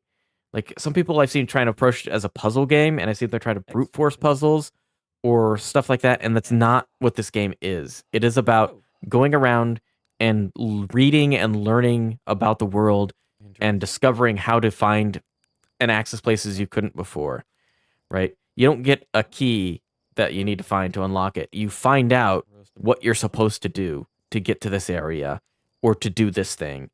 And like, so you can't really talk much about it because like, if I tell you how to do a certain thing, I've just like not only spoiled that part, but like, I've skipped you ahead in the game, essentially. Like learning something about this game is like entering a level select cheat code, kind of. Because like now you can just skip all the part leads up to it, which means then you skip the story or you miss that. So it's hard to talk about, but it's such a unique way of structuring a game, and it's wonderful, but also sad because you can really never do it again without like forgetting most of it, the entire thing. But it's still a fun world to come back and explore and wander around in. The time loop aspect of it, I don't want to spoil too much, but like it's very Majora's Mask, where like you've got things on schedules and you're going around and exploring and learning about this world and the people in it and what goes on within the different times. And Crouch. it is Whoop. Nope. it is a unique, one of a kind experience in gaming, and I highly recommend it. I really can't spoil too much, but like it is. Pretty music. Watched the playthrough and absolutely loved it. Yes, I mean it is. Off on your ship today. I'm really excited about the launch. It's so much fun. It's such a beautiful game. Aren't you? It's this beautiful exploration as well as like this emptiness of space, but like Before I leave. this dealing with I hear you the sleeping. idea of like everything will end someday, you know? It's kind of a bit of an exploration of death Slate says it's just like and only less than of start a fire. inevitability I plan on of the it guys are in a pretty way. excited. And I don't want to, Oh. spoil too much though, because it is a very beautiful game. Oh. So just go play it. If you haven't played it and you haven't like watched a playthrough of it, it's definitely a game that needs to be experienced or watched in some way. It's a joy. It's fun. It's a wholly unique experience in gaming right now, and one that you cannot get really in other ways. But yeah, it's going in S rank.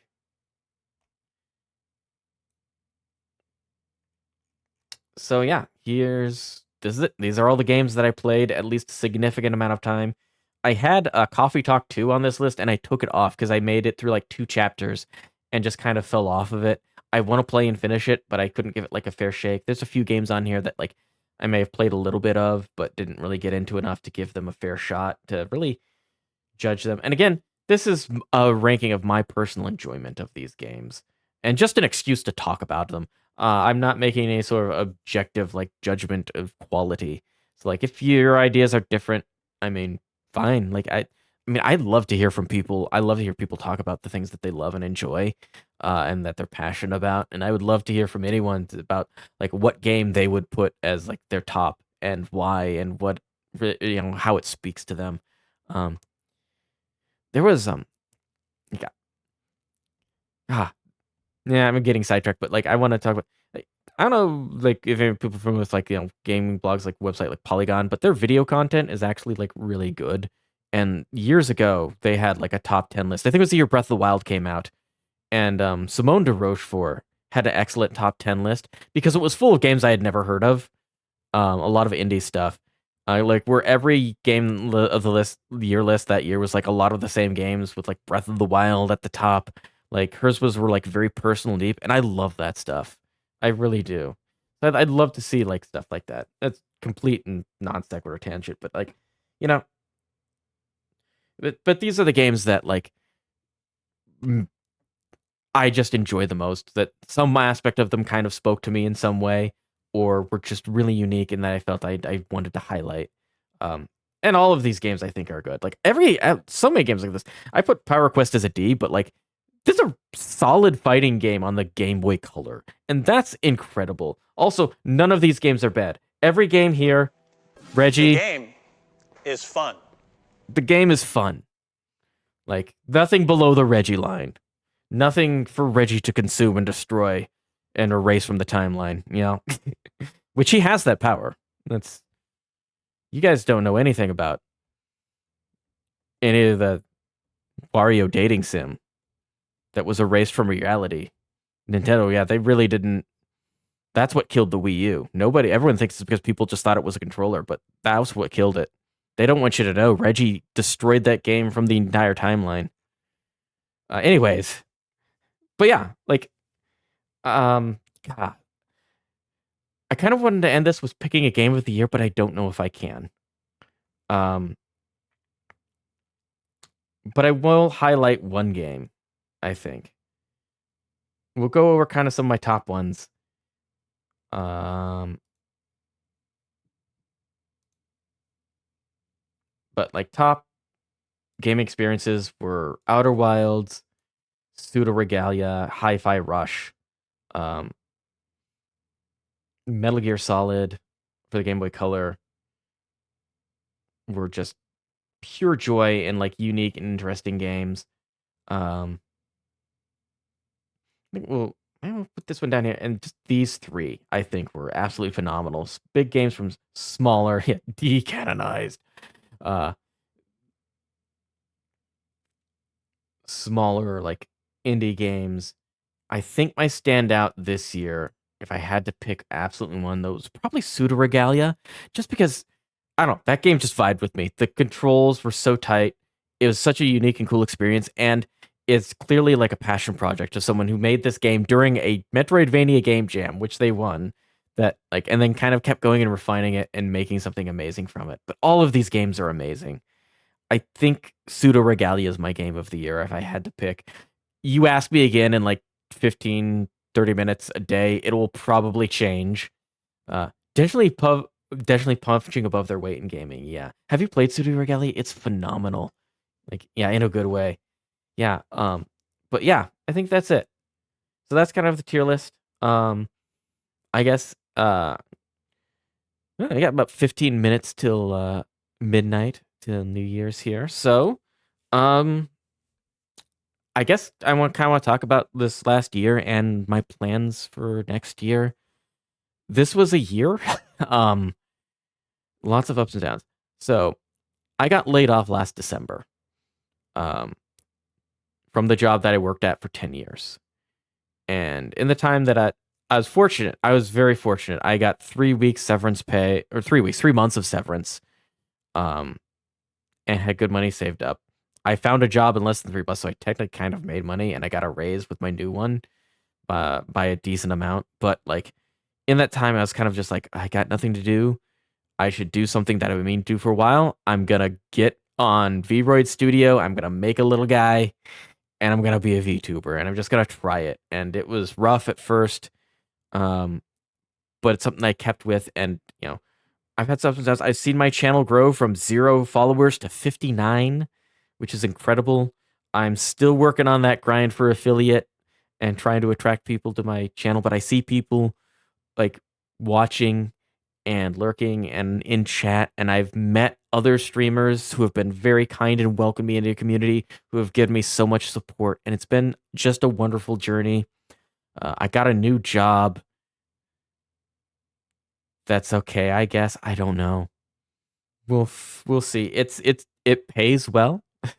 I can afford this next year. I'm planning on throwing some money and improving my stream, and I've got a design already made for a 3D model that I've commissioned from an artist to make a design. I just need to find a modeler to do it, and I've got money to pay like for a pretty decent like fee. So like, and that's thanks to my job I had. So I'm forever grateful that I had a friend that could help me get this job that I'm working at. It's a software engineer thing. I don't know. The tech industry things this year have been. The tech industry has become such an absolute just grift factory. It's been disheartening over the last few years seeing the rise of like metaverse crap, NFTs, crypto scams, and now this AI art stuff that I love art. I've been following artists on social media. Like I think I follow about 700 now, and like seeing like the effect that generative AI is seen on like artists and creative community, how it's really just based off of taking so many other people's stuff without their consent or permission, and so many like grifters and scam artists, so they're trying to sell it as a replacement for real human work. I love the human connection that art and stuff brings. I love that the movies I watch are made by people with something to say. I love the games that I play are made by people with a passion for what they do, and not just someone with an idea, just an idea guy that just has something else trained off of other people's work, spit something out for them. Like, right? The struggle is what makes it. The work and the effort put in and the heart and soul is what makes it for me.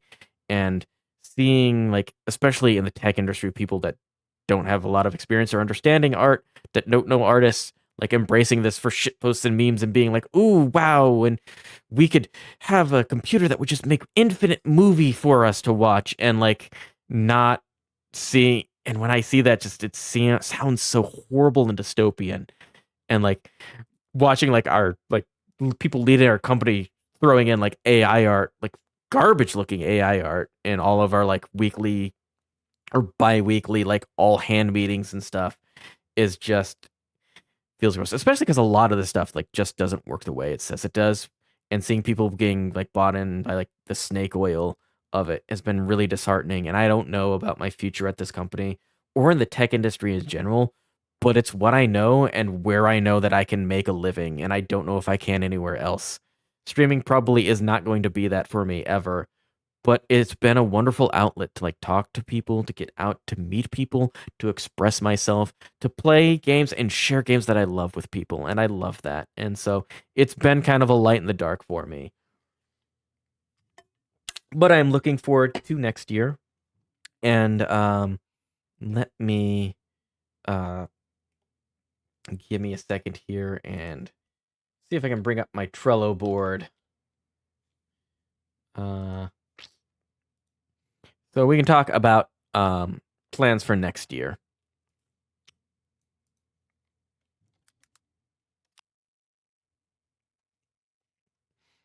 So next year, I've got some things lined up. We can just do it on this screen, and I'll just add it. Maybe? Yeah.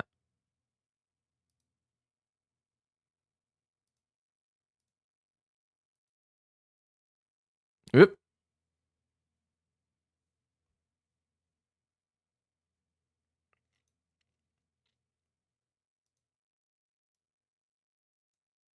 That was not Chrome. What did I just change?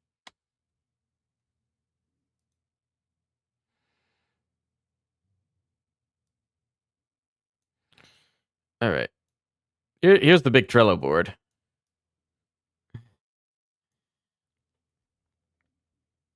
Let's see. Yeah, maybe we can go back in here and get a little bigger. Hold on.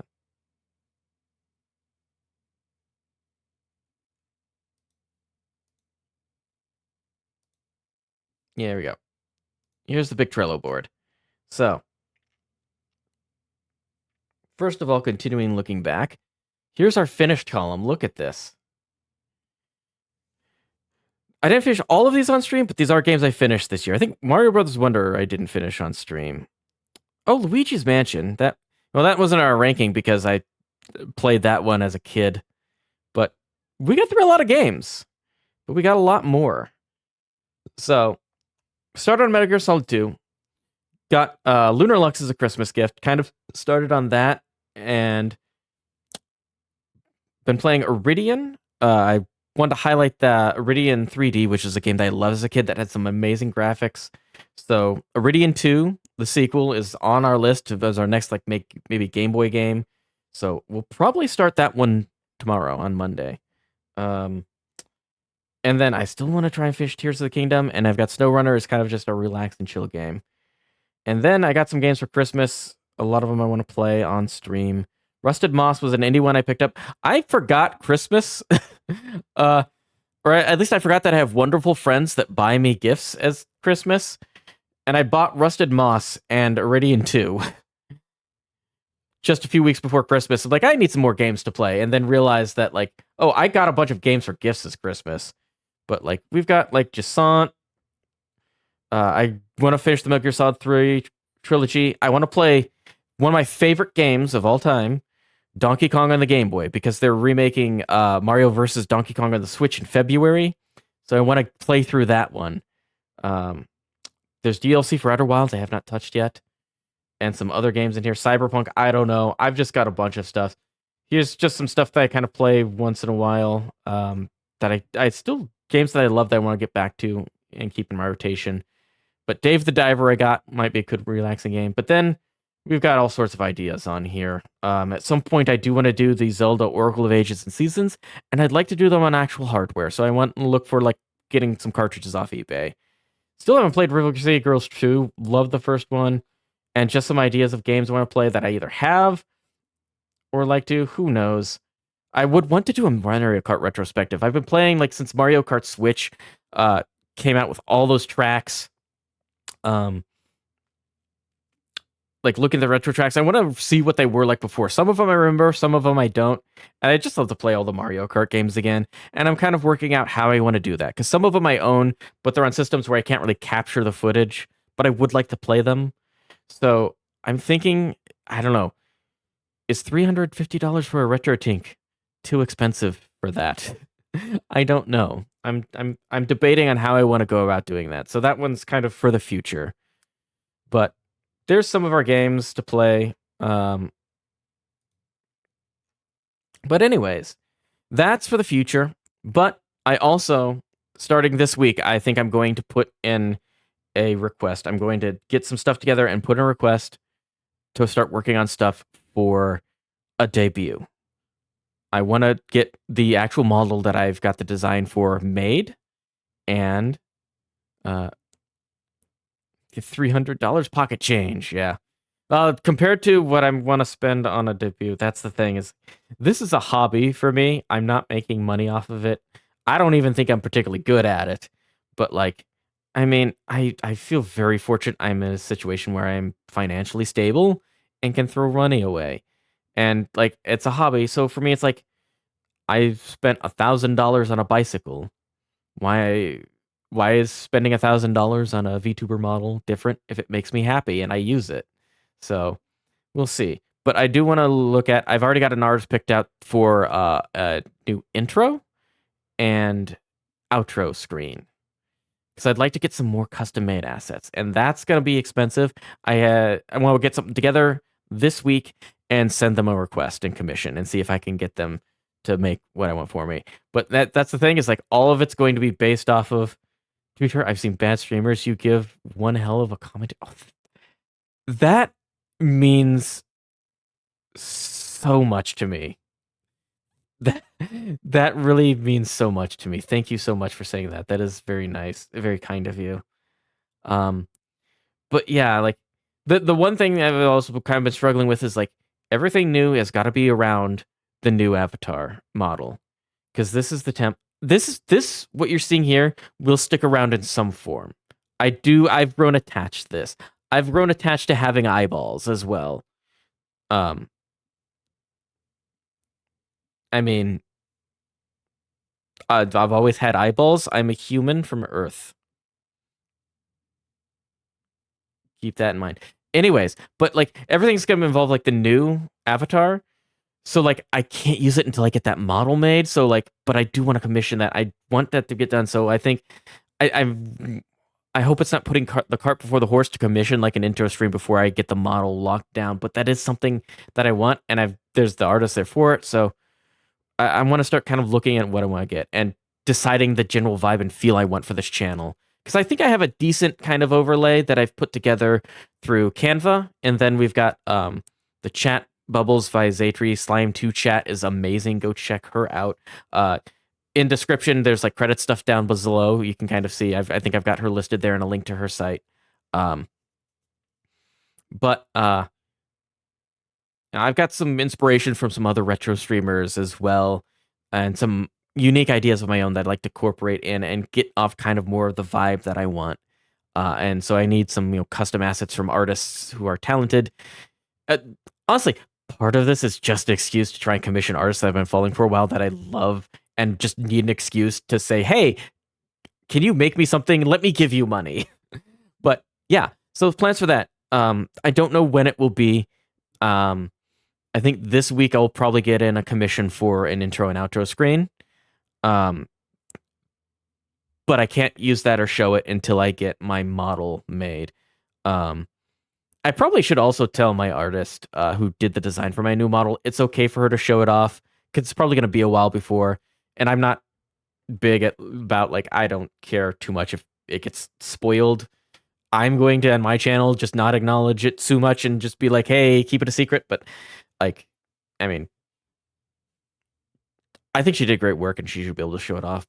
And there'll probably be more, because I'm not going to be able to, like, afford non-disclosure agreements for when the models and stuff are being made. And I'd like to watch people stream and make the models themselves too. So anyways, that's kind of it. I'm just kind of trying to, and part of my New Year's resolutions, I'm trying to set down it's midnight. Happy New Year. Happy New Year, everybody. Happy New Year. Okay. There's fireworks going off outside. It is now 2024. But yeah, New Year's resolution, I want to... Hey, look at the pog lizards. There we go. It's raining lizards. I love it when it rains lizards. But part of this new year, part of my New Year's resolution, is I need to get into a routine. I need to schedule things. So I'm gonna try and work out a streaming schedule that works for me. I might not stream as much. I might try to focus on more quality streams and not as many. And I'm thinking, Monday, Friday, Saturday as pretty solid days for streaming. Especially now that we're in winter and I'm not going out on 40-mile bike rides every Saturday, and I can just get up and stream when I feel like it and go until midnight. But Monday probably be shorter streams where I focus on retro games, and Fridays and Saturdays with our longer games and some just chill, relax kind of games, and probably squeeze something in Tuesdays. But I want to try and get set like more solid time frame. And I also need to get in a routine of exercising. I've been struggling with that for years, ever since like COVID, and I've started working from home more often or almost permanently at my last job and for most days of the week at my current job. I need to get into a routine because part of it is there's so many things I want to do. There's things I want to practice and get better at. There are things that I want to experience. Like I want to keep up with like TV shows. I don't watch scripted shows as much anymore. I just watch a lot of streamers, but I also want to watch all my favorite streamers and but I also want to do things and create and get better at things. And like, in order to have, it's overwhelming and I just don't have the energy some days. And in order to have that energy, I need to work out and get an exercise routine, because part of that is just like moving can help so much with like being low energy. It should help me sleep better. It will help me have the energy to like do what I want to do. And hopefully I can bring more of that energy to my streams and get better. But I need a routine and stuff fixed in place, or I just kind of fall apart, But that's the big thing. Figure out what I want to do more as a streamer, figure out my vibe for my channel, get assets made, and get some more schedules set in stone. Maybe even start posting schedules in advance. Here's what I'm playing this week, But that's kind of it. But I guess for now, thank you so much, like, for everyone that supported me in this last year. All of the friends that I've made, the people I've met, everyone that's shown up to the stream and chatted or just lurked. It all means so much to me. Like, it's been amazing. And thank you so much. I didn't think I could hit like 50 followers in 1 year, and I'm at 59 now, and that's mind-blowing to me that I'm getting so close to affiliate. Like, some people stream for years and don't really get much of an audience at all, and like, I'm so grateful for that. I'm so grateful for everyone. And yeah, 2024, I'm looking forward to it. And I was kind of feeling down today, and I not confident, but streaming some more, seeing people show up, getting to talk about my favorite games and make the little tier list and talking now, I just feel so inspired to keep going. And like, it's one thing, like, every time I kind of turn that on, some days it's discouraging, but most days, like, it feels good. And I love it. And I just keep going. And I'm so grateful for everyone that is here to experience that with me and to share that and let me share my passions and what I love and enjoy with you. I want to maybe get some more. Here we go. We got our little friend here. We might get some more things for our little friend as well, our mascot. I think she has a name now. Might as well. New year. I was gonna save it for a bit, but like, I think I got a name for her finally. All right, everybody, we're gonna meet. It's it's not the bestest name, but I think it's a good one. Our little urban mascot. She's got stars in her eyes, and I think we're gonna name her Skye. Skye. I think that's gonna be her name. So, for you, everybody here, for Skye, by the way, who is made by the wonderful Soda Sneb, a streamer I admire and is really great. Again, credits down below in the about section should be a link there, or she should be easy to look up. She's a wonderful streamer. And she made this amazing model for me that is absolutely gorgeous as a prize for a charity raffle. I was incredibly lucky to win this, and like she did amazing work. But anyways, again, so grateful for everything, and I just look forward to next year. Oh, thank you so much. But again, yeah, thank you to everybody, and 2024, let's make it a good one. And thank you so much for sharing this journey with me, and I will see you next time.